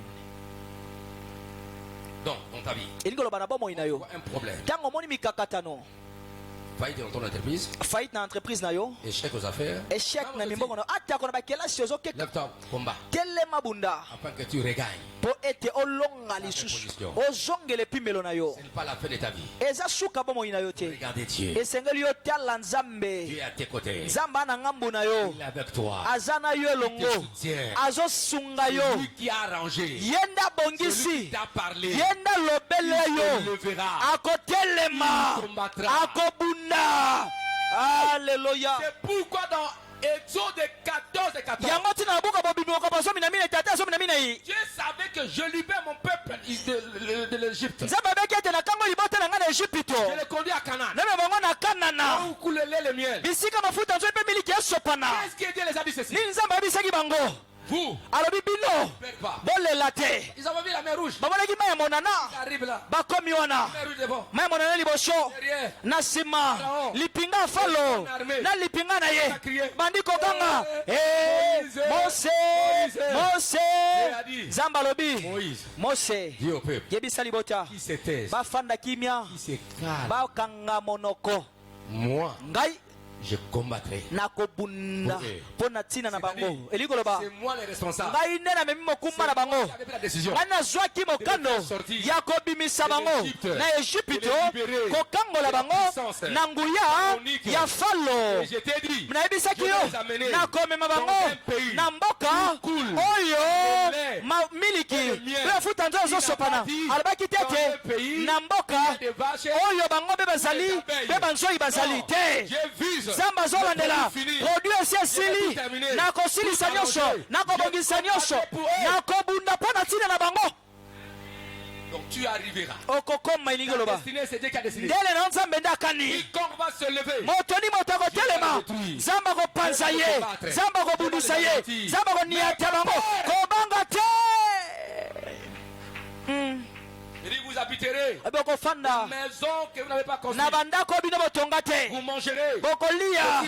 Bambuma ba Non, vini. vous n'avez pas planté. Bino bolona te. Oui, c'est la loi des produits finis. Eza mobeko ba produit fini. C'est ça non? Yo kokuta biloko esi esila. Qu'est-ce qu'il avait dit? Alobaki nini? Je les amène. Nami bango.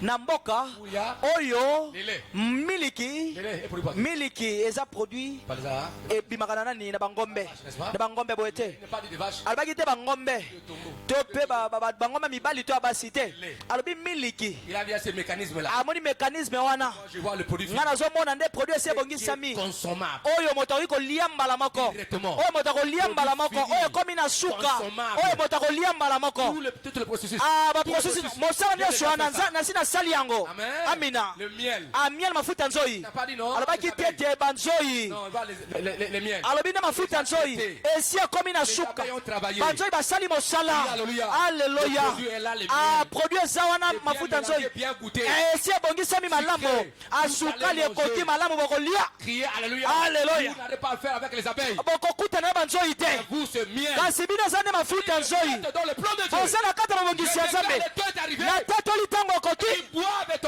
omela miliki na yo omela olia mafuta nzoi na yo abi bokofanda na bandako oyo bino botonga te bokofanda na bandako oyo botonga te amina bokolia bambuma banzete oyo bino bolona te tika na tatola okosomba bandako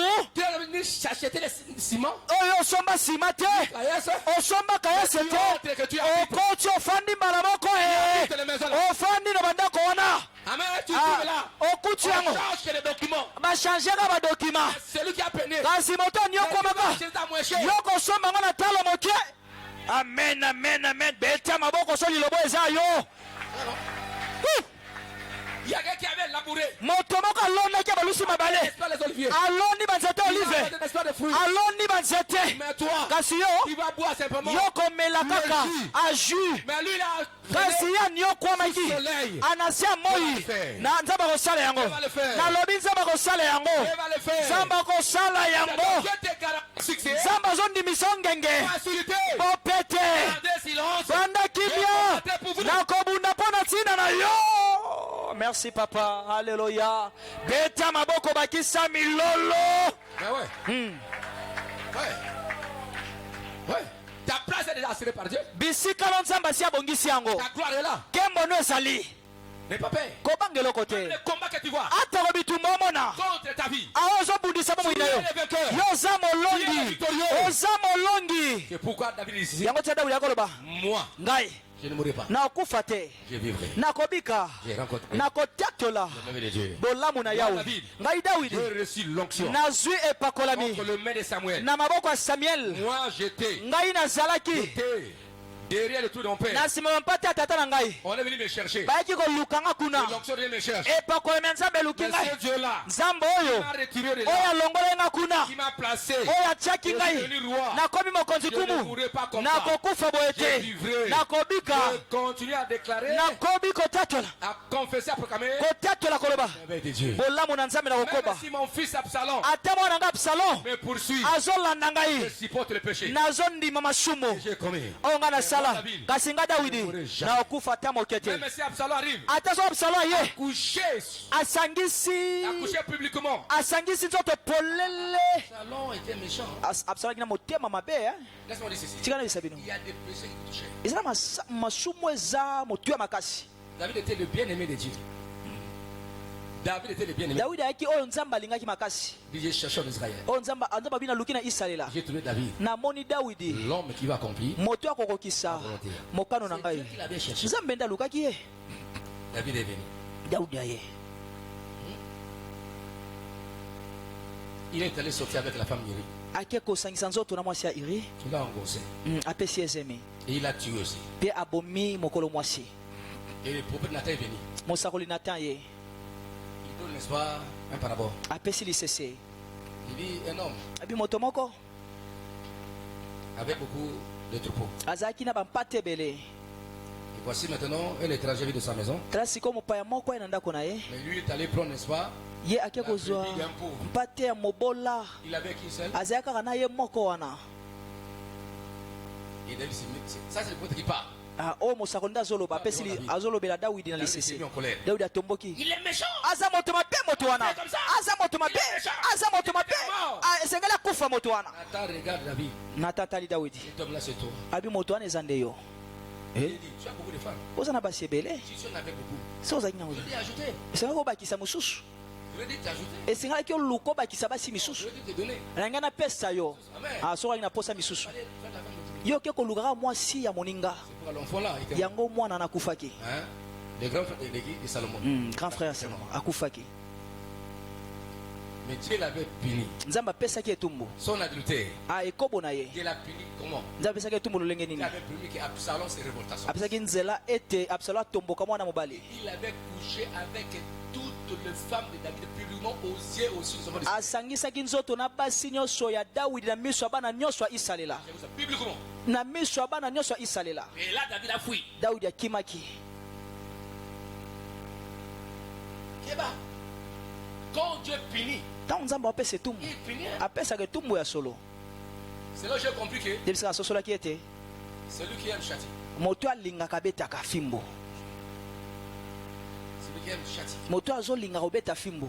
Si on te punit pas, on t'aime pas. so apesi yo etumbu te balingaka yo te. Malgré ça, atako yango ce sont des leçons que Dieu a voulu nous donner pour que nous puissions nous comporter. eza mayekolisi nzambe apesa biso toyeba lolenge nini kobika bomo elonge esengeli. Malgré ça, atako yango Dieu aimait sur David. nzambe akolinga kaka dawidi. Et Dieu avait rétabli David. nzambe azongisaki dawidi na ngwende. absalom akufaka.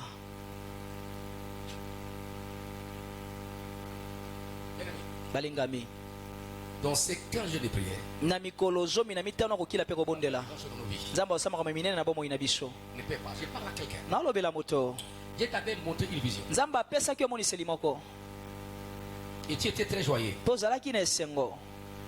Mais aujourd'hui, tu vois, on dirait que les choses ne marchent pas lelo ozomona eza lokola makambo etambola malamu te. comme tu pensais dans cette vie. lolenge ozalaki kokanisa omonaki na emoniseli wana Tu commences à douter. obandi kutu kotia tembe. Et c'est ça s'accomplit. eske okokisama Parce que tu vis le contraire. mpo ozobika makambo lolenge mosusu. Vraiment, c'est paradoxal. eza lolenge mosusu makambo ozobika aujourd'hui. bomoi no lelo. Et c'est Dieu qui m'avait parlé. eza nzambe nde alobela ye ngai ya solo. La vision là, emoniseli wana Ça venait de Dieu. eutaki epa na nzambe.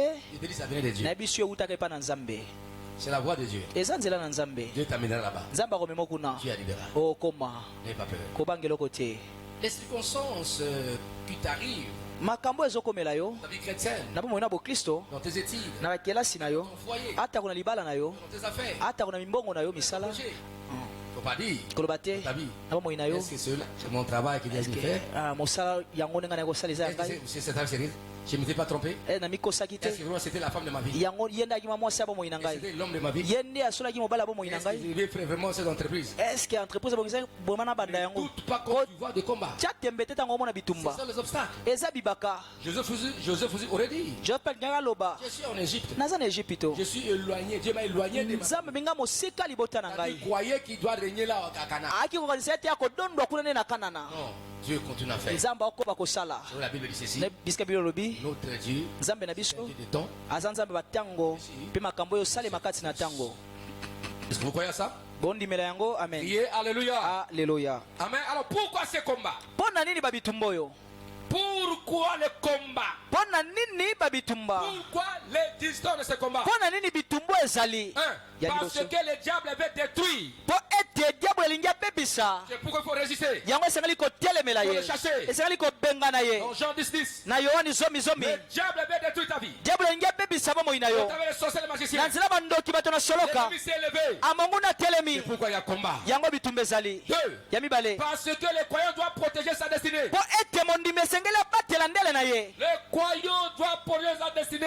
mondimi esengeli abatela abatela ndele na ye protéger ce que Dieu a dit, abatela o nzambe ce que aloba Dieu a arrêté dans ta vie, o nzambe akana na bomoi na yo protéger par la prière. batela yango na nzela losambo Aucun sorcier magicien. ndoki moko te moto losoloka moko te akoki kobebisa ndele ya nzambe Il faut combattre. yango esengeli Le kobunda combat du bon de feu. bituma babomba moto La victoire. mpo na elonga Et pour gagner. mpe mpo na kolonga Pourquoi? ya misato Pourquoi? mpo na nini Parce que la vie chrétienne po ete bomoi ya bokristo est un chemin de résistance. eza nzela ya botelemeli to bitumba C'est un chemin de résistance. eza nzela ya botelemeli to bitumba Arrête de résister. adiabula kotelemela yo Même les hommes atako bato prends courage. zwa makasi Tu peux recevoir des paroles d'encouragement, bato balobi biso malobe kolembisa yo des insultes, bakofinga yo des calomnies. bakotyola yo N'est-ce pas? Mm.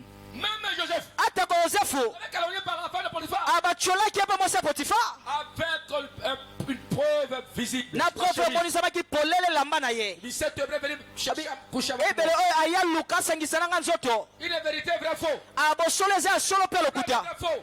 yosolo mpe lokuta C'est faux. nzoka ndeki lokuta Croisez des gens. kasi na miso ya bato Les gens croyaient. bato banzimelaki yango bozawa Le monde est méchant. mokili ya mabe ya bandeko Je vous dis, le monde est nayebisi bino mokili eza mabe Le monde est mokili méchant. eza mabe nayebisi bino Toute personne qui est à tes côtés moto nyonso apene na yo ne parle pas de ton bien. alobaka bolamu mpo na yo te Mais tu es mal aimé. ntango mosusu balingaka yo te bisika moko Tu as perdu ta considération. bato bandimelo lisusu Ta te dignité. lokumu ya kombo na yo Les gens ont machiné. mpo ete bato baloba Ils mabe ont parlé comme baloba mabe mpo na bomoi na ça. yo Les a utilisés. diabolo asalela bango Comme ça. aza boye Oh, o c'est faux. nzoka nde nango lokuta Il a fait ça. asala eloko Oh, boye c'est faux. nzoka nde lokuta yo osala yango te Je ne sais pas si tu as vu avec moi. nayebi te so omoni na ngai Dans le Facebook, il y a quelques illustrations comme ça. na bafacebook ya na baillustration ndambo boye Il y a une femme d'un grand frère eza na mwasi moko ya ndeko mobali moko et il aimait, n'est-ce pas, le petit frère de son mari. ayaki kolinga leki ya mobali na ye Alors, il vient maintenant à ses côtés. ayesiki opene na ye Amen. Ami Boaki, n'est-ce pas? Hein? Comment c'est, madame? Après ça, Bilamba. Bilamba. Et le mari arrive. mobali aye Amen. À côté, moi, ça, Kati Bilamba. Les colos, les kinaye. Et son discernement, le mari dit, voilà, ah, Voilà, tu viens violer. yo lingi oviole Moi, c'est mwasi na nga à Betaï, au Kozonga Bila, au Zonga Village. Et la femme là, elle est mauvaise. aza mabe leki no aza mabe Oh, il y avait, n'est-ce pas, la bonne qui voyait. yaki na mwana mosalaki kotala Il avait filmé. azwaki bilili Amen. amena Le monsieur se fâcha au Kozonga mpe Village. batomboki Vers la fin là, la bonne arrive. suka mwana mosala ye Chef. fite mokonzi Regardez un peu ça. tala no bilili oyo Mathieu Baluki. Mm. On va la tali, voilà, qui s'y a. Beta Mosa, Yodobi, Yodoki, yo nde kende yo Laisse-moi te nde dire, mabe si sika na biso on a fait du mal contre so basala mabe contre Par bomoi cause c'est le macam. Nabi Sobwe. Caméra Zambeza. amen À mon âge surtout. Nzamba côté les mains. À quoi justifier yo. amen Tôt ou tard. ata lelo te Baluka. amen Je dis la vérité. Nabi Tu Sio es solo. condamné injustement. yo okatelama etumbu oyebi eloko te Crédibilité. obungisa lokumu kombo na yo Les gens parler de toi. po bato baloba mabe mpo na yo Témoigner. batatolaki mabe Mais il y a le caméra de Dieu. kasi yana kamera ya Qui nzambe est filmé. nzambe azwaka bilili nyonso Laisse-moi les ici. tika na biso Dieu boye va les payer sur la terre. nzambe akofuta bango na mokili La terre sera justifiée. ayo kosembolama Tu ne perdras pas. yo kobungisa eloko te ata lelo te Te justifier. nzambe akolongisa yo Dieu Amen. va te justifier. nzambe akolongisa yo Parce que Dieu voit tout. po ete nzambe amonaka nyonso Dieu voit tout. nzambe amonaka nyonso Même si j'étais parti. atako soki Était parti quelque part. ekendeki bisika moko Cachette. anakobombama Pour détruire ta réputation. mpona kobebisa lokuma kombo na yo Dieu voit tout. nzambe amona nyonso Dieu va te justifier. nzambe akolongisa yo Même si les gens parlaient mal de ton entreprise. ata baloba mabe mpo na entreprise na yo Ta boutique. na mpo na boutique na yo Salon. mpo na salon na yo Ah. Ata bakimi sera ba client. Nzamba côté les makaka. amen À côté les makaka. amen Ata bakimi sera ba travailleur. Ah. Mokolo moko. Ah. Nzamba côté les makaka. akotelema kaka Même dans l'église, hein. ata na eglise yawe Nzamba côté les makaka. amen Tant que maman n'a pas prophétesse, kende kaka. Besoin de prendre. Papa kende. Tu sais maman kende. Akende. Besoin de. bozongaka kaka Tu comment la sonne. Mm. Kende ya prophétesse. tokende kuna mosakoli moko aza kuna Kende. kende savez, il y a des gens ici qui viennent pêcher les amis ici.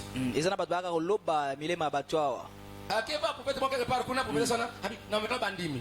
Ola luka bandimi banda ne nakata fa. ayo komeba ndimi awa Na me kuna. Ayi sike makabana sala kaya. Nina na kwa memela yo. Bon, on me osuka. osuka wapi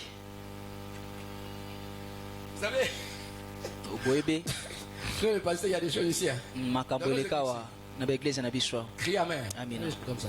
na makambo lolengo oyo Je vois que Papa Gilles me voit. Je crois qu'il me voit là, ancien. papa Jules na bandi ancien Jules azolanda ngai Quelqu'un est allé le trouver un jour là. moto moko okutani mokolo Il y a moko même quelque part. Il était ici. azalaki Il y a même quelque part. On me regarde là. Beaucoup de gens dans l'église, bon. Beaucoup de églises. Ah, yaka. Oh! On va rester. Et ce monsieur est encore pour quelques membres de famille. azoma mosu afamia amemi bango Maintenant, lui n'est pas là. ye aza te Quelque part. aza C'est bisika maintenant moko qui dit quelque part. siko alobi Benj. Yebisa bango. Papa Faza, papa, église à solo yango. Mais qu'est-ce qu'il avait dit? Mais tu as dévié les gens. yo opengwisi bato obungisi bato nzela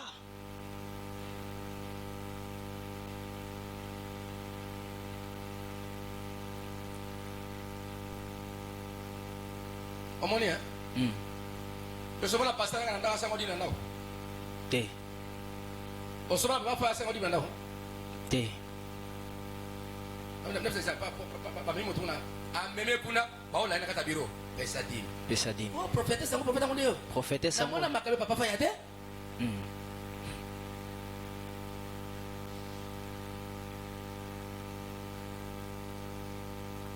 Hein?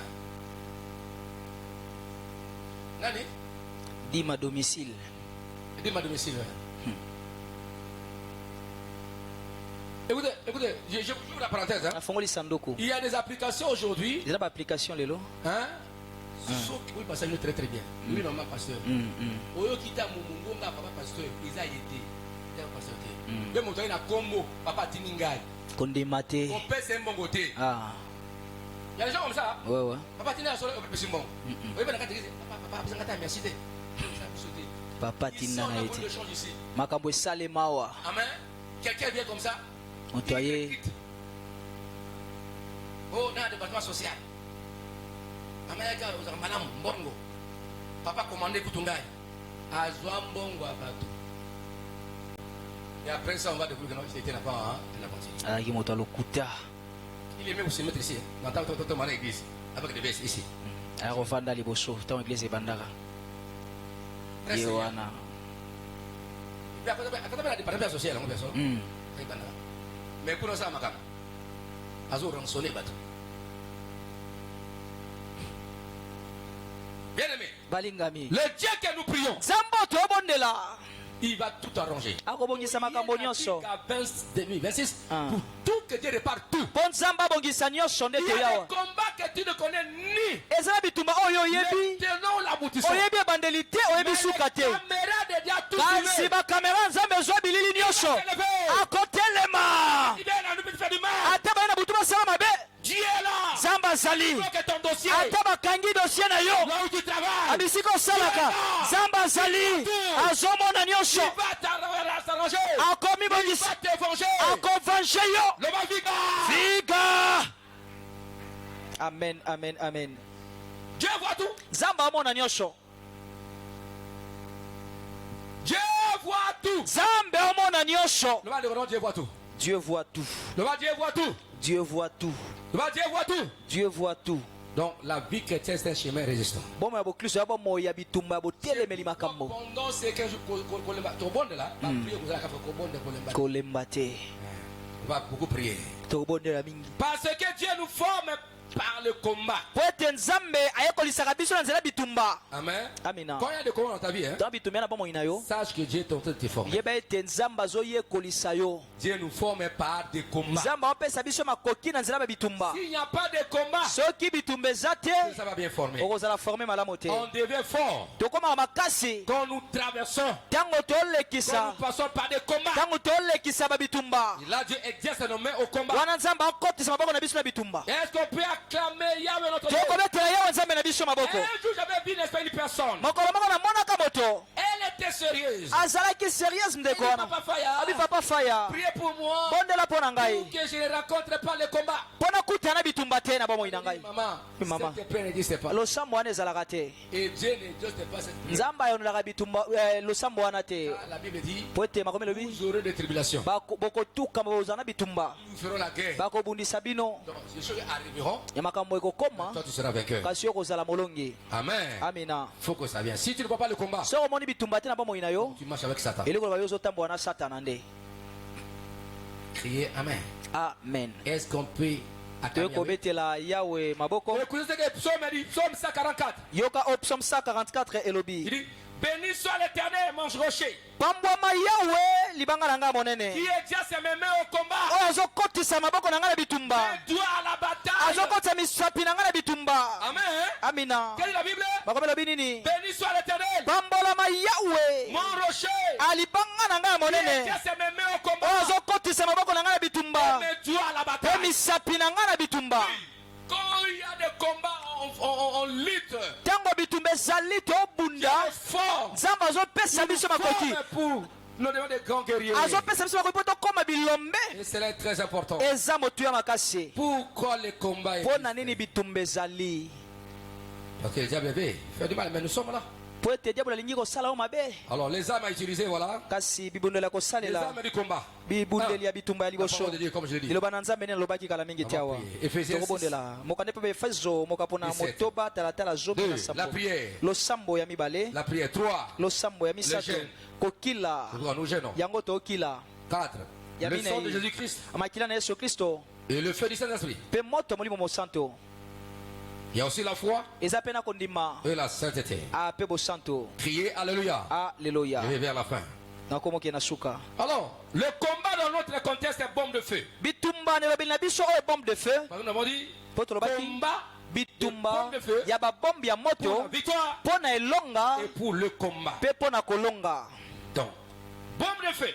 bombe ya moto Dans notre vision pastorale de Fire Ministries, na lolenge biso emoniseli na biso awa na emoniseli eglize ya faya signifie elingi koloba le combat qui détruit les forces du diable. abitumba oyo eza kobebisa to kopanza makasi ya molili C'est l'explosion de la force de Dieu. eza kobopanzami ya makasi ya nzambe Anéantit complètement. oyo eza kobebisa na Qui mobimba rend en poussière la force de l'ennemi. oyo eza kokitisa komisa putulu makasi ya monguna Voilà. yango wana Devenir une bombe spirituelle akokoma bombe ya molimo qui détruit les œuvres des ténèbres. oyo eza kopanza makasi ya molili Libérer des prières explosives. afungola mabondeli oyo ezokopanzana Donc les prières que tu as fait, lelo balosambo okosala des prières explosives, eza balosambo oyo ezopanzana prières bombes, balosambo eza qui babombe auront, n'est-ce pas, de l'impact international. oyo kozala na bambando na yango na mokili mobimba Tu peux lancer des prières quand tu pries. oyo kobwaka balosambo ntango obondela Et tes prières ne rateront pas leur cible. mpe balosambo lio kozanga te kozwa eloko yango ezolandela Les cibles seront détruites complètement. abasibe okobebisama na mobimba Dieu te fait une bombe. po ete nzambe okomisa bombe Je l'ai dit, j'ai vu te former une armée de feu réveillés. nzambe esanga na bongiseli lipinga ya moto elamuka Une armée de feu réveillés. lipinga ya moto elamuka J'aimerais que les enfants de feu à ministre. nakolinga ete bana ya fire ministries Vous partirez. bisika nyonso bokozala Marque que vous êtes exceptionnel. bomona ete bozobotyami pembeni Quand vous priez,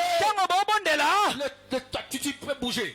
alole koki koningana Toi, tu bouges. ozoningisa Terre bouge. mabele ezoningana Tu es là. bisika ozali Voilà. Bombe amina de feu. bombe ya moto Bombe qui anéantit. bombe oyo ezopanza Bombe qui ne rate jamais. bombe oyo eratiaka te Deviens cette bombe. koma bombe oyo Avec une influence spirituelle extraordinaire. ana influence moko ya kafukafu Quand tu dors, atako ntango yo ozolala il y a un million. atako bai na milioni Conseil n'arrivera jamais à te bandoki wana bakokoka kosimba yo te C'est pourquoi yango ntina ils sont très comme un étouffement. okoyoka lokola mpe meko mokuse lokola bolembu Crier. olingi ogamba ozoyoka Tu es attaqué. eyeba ete obundisami Quand tu te réveilles, ntango yo olamuki waka bombe à l'est, à l'ouest, na este na l'ouest Panza Yango, epanzana Bomba Banguna, aboma banguna Dieu va guider ça. nzambe akotambwisa yango akokamba yango Ces rayons célestes. na bareyo na ye ya lola Guider tes prières de bon. akokamba balosambo na babombe aux objectifs. mpe kokoma bisika yango esengeli ekoma Amen. amina Libérer des prières explosives. ayobimisa balosambo ya kopanza Et vous marcherez dans l'autorité spirituelle. Pe bokotambola na bokonzi ya molimo. L'autorité spirituelle. Na bokonzi ya Et molimo. vous gagnez les âmes. Pe bokolonga Les milema. âmes viendront au Seigneur. Mileme koyepa ina Les kolo. captifs seront libérés et délivrés. Abakangami bakokangwama Du bakokangolama. royaume des ténèbres. Na bokonzi ya molili. Criez Alléluia. Ah, alléluia. Enfin, en résumé, il peut dire. Na boye pona kosukisa. Le combat Babitumba. que nous parlons. Oyo Nous tolobelawa. sommes allés livrer en ce lieu. Oyo tobunda na oyo Et esika. tout ce jour ici. Pe mikolo nyonso Même tokolekisa. après. Ata kosima. Et la confrontation spirituelle. Eza bitumba ya molimo. J'ai dit permanente. Ya ngonga nyonso. Entre le croyant Kati na et bandimi. les forces qui veulent empêcher l'accomplissement de la volonté de Dieu Pe na makasi oyo ezopekisa bokokisa memokano na nzambe. dans ta vie. Na bomoi na yo. Il y aura cette confrontation Ekozala bitumba oyo. permanence. Na ngonga nyonso. Jusqu'à ce que nous allons maintenir Kino tangu tokofandisa. notre victoire. Elonga na biso. C'est comme un chama. Eza lokola shama. Gardez-les.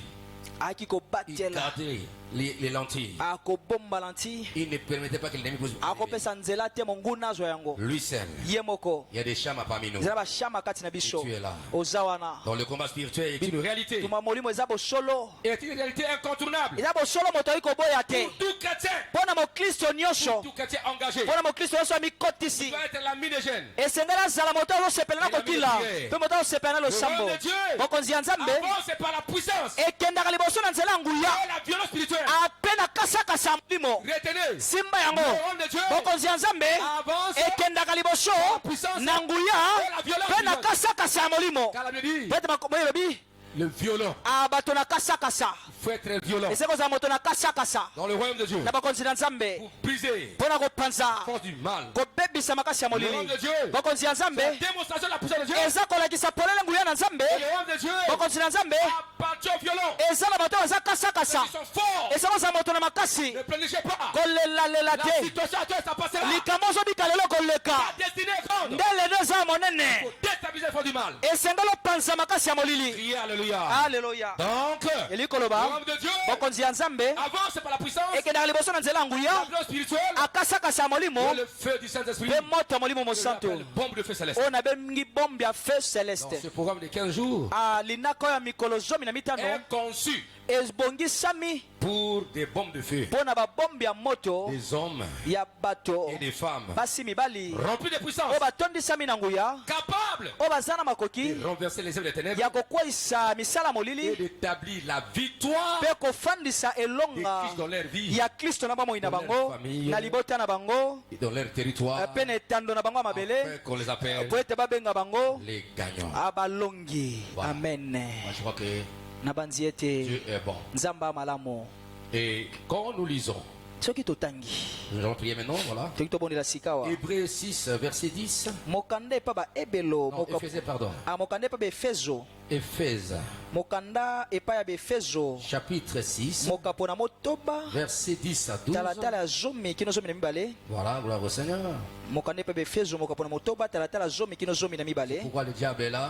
yango diabolo azali Il viendra te faire décourager pendant la semaine. akoya alembisa yo na mposo oyo Il ne faut pas céder. esengeli te okweyisama Dieu compte sur toi. nzambe aotiela motema Criez Amen. amina Criez Amen. amina Dans Éphésiens na mokanda epai baefezo 6, verset 10. mokapo na motoba talatala 12, zomi la Bible dit, kino zomi na mibale makolo au reste, na oyo etikali fortifiez-vous dans le Seigneur. abotelema ngwi kati na nkolo Et par sa force et toute puissance, mpe na makasi na ye na nguya nyonso revêtez-vous de toutes les armes de Dieu, bolatisama na bibundeli nyonso ya nzambe afin de pouvoir tenir ferme mpo botelema ngwi contre les ruses du diable. liboso ya mayele mabe ya diabolo Car nous n'avons pas lutté contre la chair mpo tozobunda na nsuni te et le sang, na makila mais pete contre les dominations, kasi tobundisa nde babokonzi contre les autorités, babokonzi contre les princes de ce monde, ténèbres, tobundisa baprince ya mokili ya molili contre l'esprit méchant bamilimo na bokanza dans le lieu na céleste. babisika opusi likolo Pourquoi na yango ntina prenez toutes les armes de Dieu tozwa bibundeli nyonso ya nzambe afin de pouvoir résister mpo na dans kotelema le mauvais jour na mokolo ya et mabe tenir ferme mpe botelema ngwi après avoir tout nsima surmonté. ya kolonga nyonso Criez Amen. amina Voilà, yango wana pour nous lever maintenant. so tokoki kotelema likolo sika wa Amen. Amen. Acclamons Yahweh notre Dieu. Tobetela Yahweh nzambe tata na biso maboko.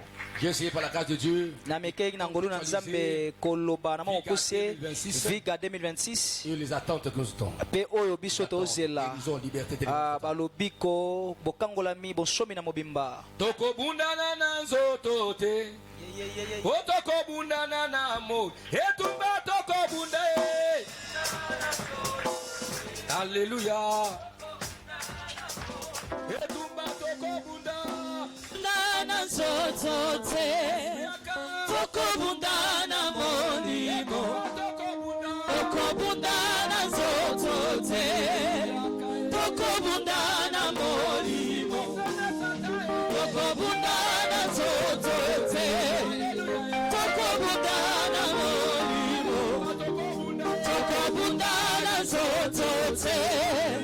Toko bundana monimo.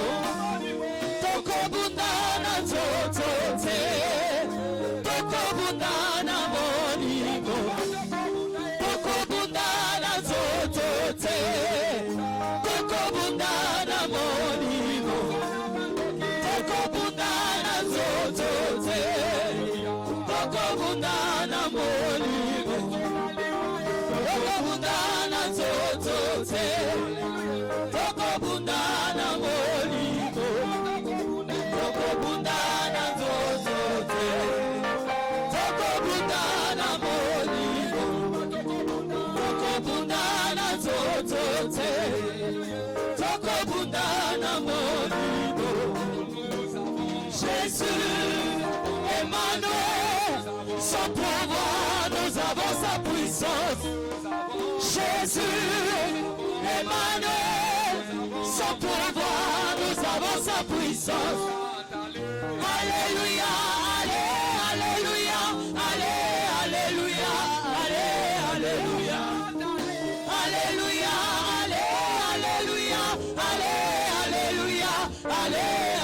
alléluia, alléluia, alléluia, alléluia, alléluia. Satan, les démons, les sorciers par le nom de Jésus. Satan, les démons, les sorciers par le nom de Jésus.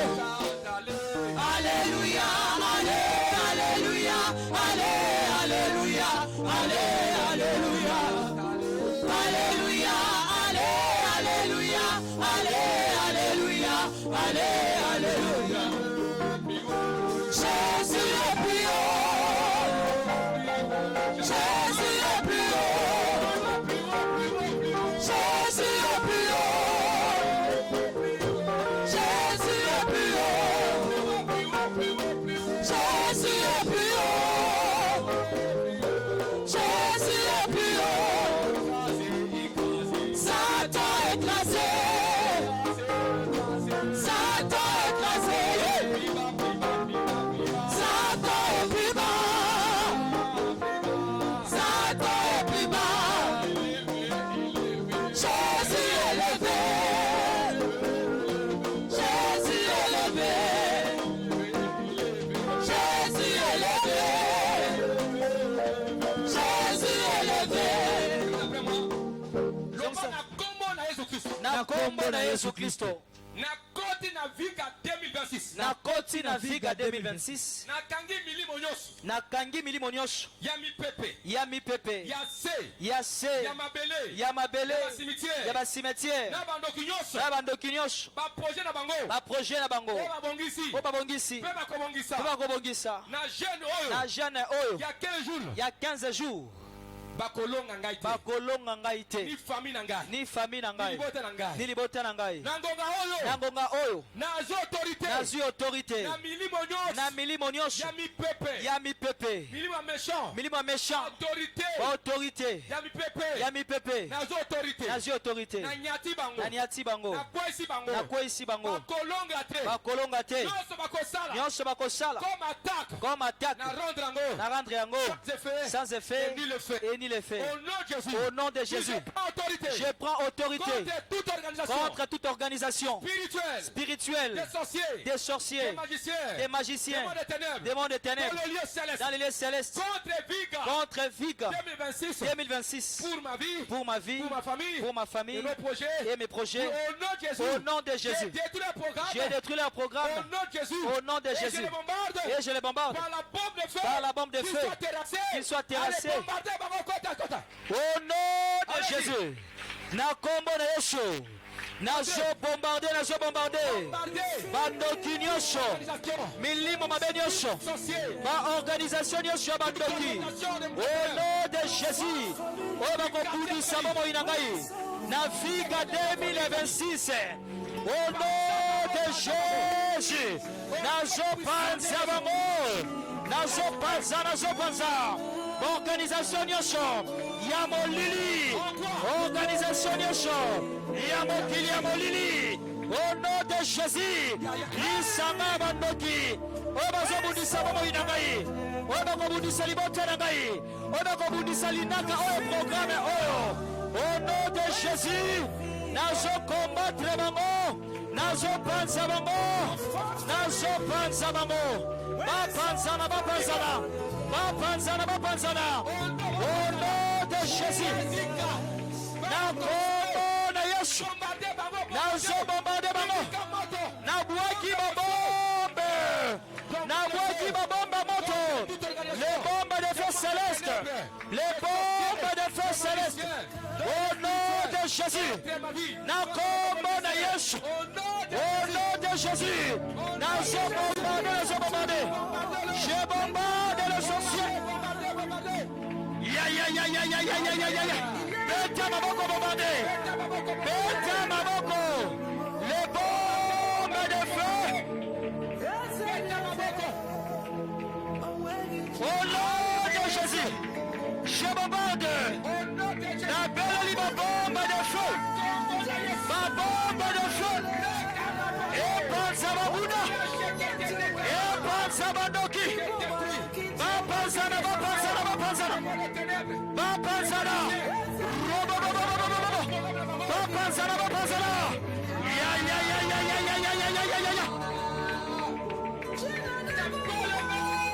beta maboko, bloka moto, bombarde bandoki batana solo, bademona sababu disayo. J'envoie les bombes de feu. J'envoie les bombes de feu célestes. Les bombes de feu célestes. Qu'ils soient écrasés. Au nom de Jésus. Au nom de Jésus. Écoutez. Nous sommes en train de poser le fondement. Tu diras. Tu sais ton nom, moi Félix Bicom. J'entre dans ma famille. Côté maternel. Côté paternel. Je me positionne. Tous les sorciers forts. Soi-disant. Tous les pâtes qu'ils avaient fait. Tous les sacrifices. Et maintenant la famille souffre. C'est ce qu'ils avaient déclaré. Il y a des maladies. Il y a des célibats chroniques. Compliqué. Il y a des chèques. Il y a des célibats de chômage. Il y a des confoutements. Il y a des réclamations. Moi aussi, Dieu m'a établi dans cette famille. Du côté maternel, j'annule tout ce qu'il avait fait. Je bombarde les ressources, les racines, les j'impose nouvel ordre, Alliance Sika, Libotoyo, au nom de Jésus. Allez, bon d'année, on a changé ma cambo, détrôné, bango surtout. Oh, basa, ataba kufa, détrôné, ça m'avait l'eau, ou bien, ngai, nati, assi, yasika. Il est avec allez. Au nom de Jésus, Nazako se positionner. Na libote na mai, na mama, papa, pia, maman, je me positionne au nom de Jésus. En ce moment, je suis en train d'écraser toutes les alliances.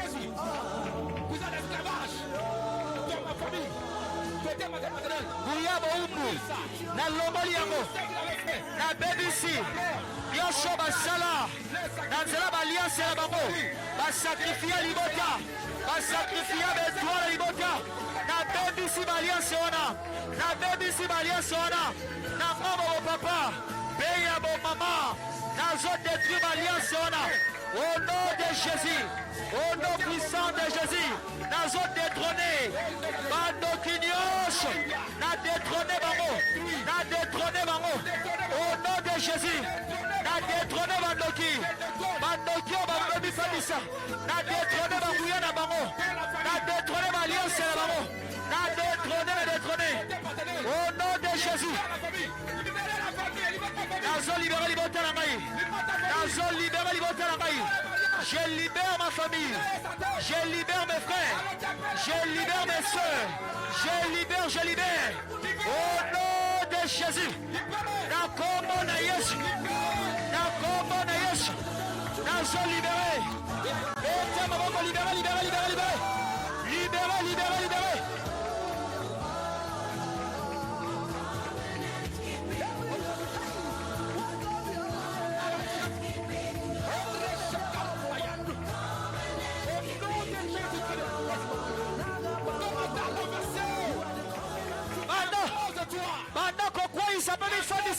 mifandisa mipika loba naza autorité ya molimo oza mafandisi obanda lelo kufa kozala te à partir d'aujourd'hui à partir d'aujourd'hui je me proclame autorité spirituelle qui donne une nouvelle orientation à ma vie et de ma famille. Personne ne mourra par la sorcellerie de la famille ni par la sorcellerie du quartier. Personne ne mourra par des sacrifices ancestrales au nom de Jésus. Liwane sotu ekokotate nina vinanga nina libota nanga nina limosela nanga nina bana nanga liwane sotu oye salemaka oye bomba bato na libota na ba maladie oye ba crise ekosalema lisusu te ngai na bomi yango nabema baliwe na liwa etika vi na ngai etika libo au nom de Jésus naza ko se positionner lokola autorité spirituelle na libota na ngai naza ko détruire baliwanios au nom de Jésus nakomona Yesu au nom de Jésus naza ko détruire Yoshua liwa au nom de Jésus ba condamnation de Jésus nakomona Yesu nazo détruire yango nazo bebisa yango au nom de Jésus Yoshua liwa Yoshua condamnation Yoshua boumbu au nom de Jésus. Gloire à Dieu.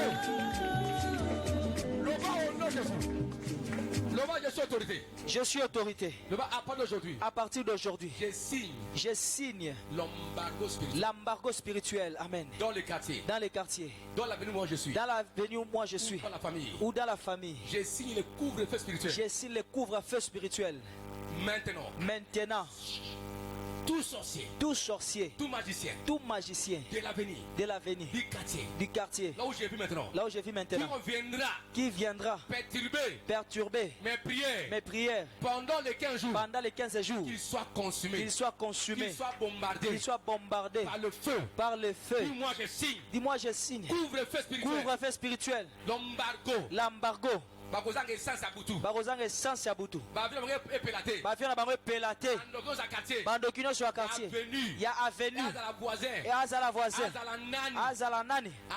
Amen. Pendant bajour oyo nasali couvre-feu na sini yango moko abima te oyo akobima azika soki abimi akende akopusana na libota na ngai te ezala na Kinshasa ezala na étranger ma famille et moi-même tokoma invisible yango na signé couvre-feu yango na signé couvre-feu embargo spirituel pe tobombarde bango amakomeka azwa kombo na ngai kombo ya famille ake kosala n'importe quoi na bareunion ya molili ya bondoki na monde ya cimetière ya mai ntango bakosimba to badosie bombe epanza bango nalobi yango esalema na ngongo oyo nasopi babombe ebele ekende panza bango nazosopa babombe partout nabwaki babombe partout na quartier na fandi na aveni na fandi na lopango na fandi na signé couvre-feu spirituel au nom de Jésus embargo spirituel couvre-feu spirituel na kombo na Yesu nabwaki babombe au nom de Jésus tokima kotia komeka koperturbe bapriere na ngai tokima kotia komeka kosimba libota na ngai oya komeka akutana na bombe de feu céleste. You never leave me. Oh non, puissant de Jésus.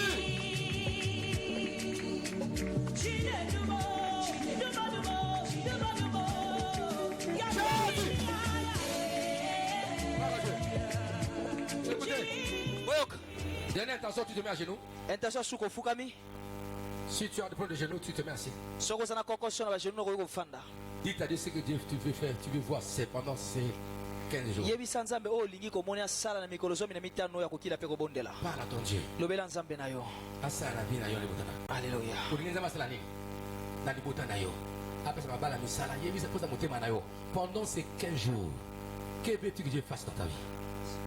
Parle à ton Dieu. Pour ta femme. Lobela nzambe na yo, pona mwasi na yo, baboti na yo, bana na yo. Quel problème peux-tu résoudre? Alikamoni no lingi nzamba pese ya no. Asala sunga. Tu veux la réponse? Olingi ya no. Si j'ai l'habitude dans quel domaine? Ozoluka elonga na epimelo nini apa moina yo. Olingi olonga na epimelo nini? Lobela nzambe. Présente-te. Lakisa nzambe. Amina. Yabi nzambe na koti mabondo pona boye. Toke te bonde. Parle à ton Dieu. Oh Jésus, tu es bon Seigneur. Gloire à Dieu.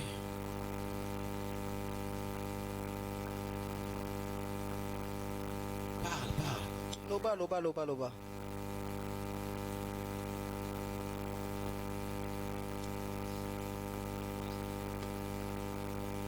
à ton Dieu. Lobela nzambe na yo. Parle à ton Dieu. Lobela nzambe na yo. Oh, gloire au Seigneur. Kemo na nzambe. Il y avait une personne qui était malade. Izana moto moko aka obela. Il était paralytique. Azalaki mokakatane. Mais un jour, Kasi mokolo il moko. avait résolu son problème. Nzambe apesaki yano na mikakatano na Il ye. a passé beaucoup de temps. Alexaki batango ebele. Gloire à Dieu. Kemo na nzambe. Seigneur, Dieu est bon. Alléluia. Gloire au Seigneur. Kemo na nzambe.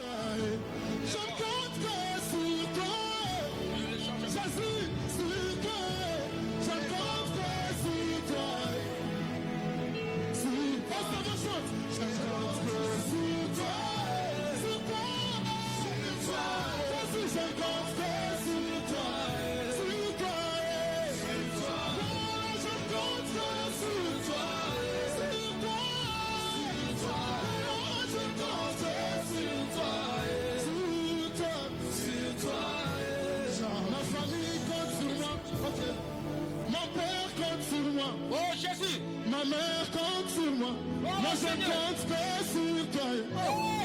Ma femme compte sur moi. Mes enfants comptent sur moi. Tout le monde compte sur moi. Je compte que sur toi. Pour mon travail, je compte que sur toi. Pour mon mariage, je compte que sur toi. Tout le monde compte sur moi. Mes cousins comptent sur moi. Ma famille compte sur moi. Je ne compte que sur toi. Ma femme compte sur moi. Mes enfants comptent sur moi. Tout le monde compte sur moi.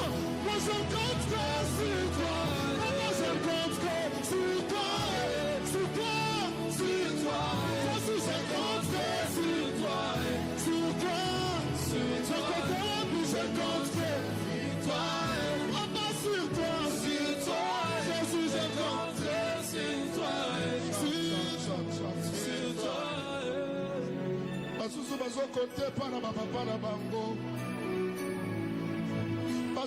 kotia confiance na mosala basalaka na sinete na mosusu bazotia confiance na mosala ya banke na mosusu bazotia confiance parce que baza baprésident ki président esilaka ki ministre esilaka nyonso esilaka mais Dieu esilaka te aza lelo mpe lobi libela na libela je compte que sur toi que sur toi je compte que sur toi atala linazala lelo je compte que sur toi atala zangi roko konata je compte que sur toi si tu ne me donnes pas le matin je compte que sur toi tu vas me donner même à midi je compte que sur toi si tu ne me donnes pas la midi je compte que sur toi tu vas me donner même le soir je compte que sur toi si tu ne me donnes pas les soirées je compte que sur toi tu vas me donner même la nuit je compte que sur toi même aussi on peut se battre je compte que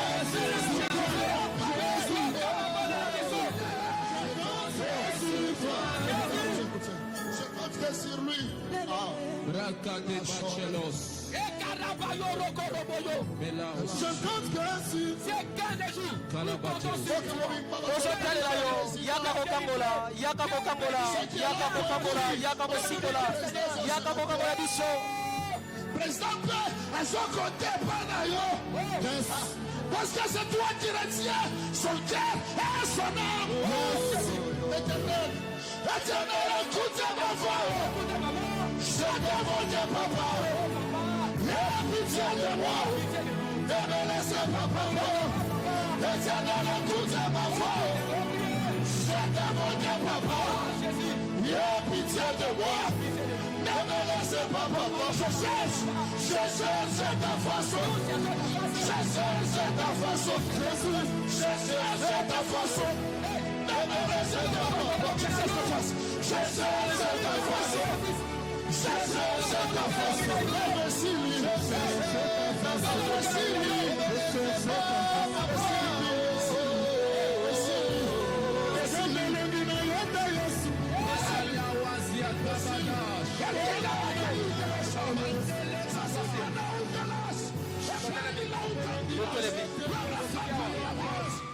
Continue le but. amen Tosukiawa. Ça me dit Tosukiawa. Beta ngabo.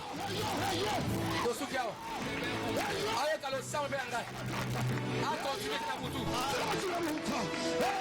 Moi ton serviteur je déclare. L'ouverture de Viga 2026. kofungwa mapolele ya Viga 2026 Agis Seigneur. sala nkolo Fais au-delà de ce que nous t'avons demandé. sala koleko biso Toi tosengi te yo vois t'expérimenter toli komona mpe kobika pendant yo les 15 jours en ce lieu. na mikolo 15 akokila mpe kobondela Amen. mpe tolobi amina Amen. amen Merci, mastonde Dieu est bon. matoni nzambe ya malamu Est-ce qu'on peut acclamer Jésus? tokobetela yesu maboko Voilà, il est bon. nzambe ya malamu Gloire au Seigneur, notre Dieu est vraiment bon. nkembo na nzambe nzambe na biso ya malamu Et il fait au-delà de ce que nous l'avons demandé. asalaka koleka biso tosengi ye Aujourd'hui, c'était lelo l'ouverture. ezalaki bofungoli Et on a parlé de quoi nous ferons ce que nous sommes devoir d'attendre. tolobi oyo tokosala mpe oyo tozozela komona kokokisama Et Dieu est bon. mpe nzambe aza malamu Est-ce qu'on peut acclamer Yahweh notre Dieu? tokobetela yawe nzambe na biso maboko Gloire au Seigneur notre Dieu. nkembo na kolo nzambe na biso Nos amis qui sont en ligne, qui étaient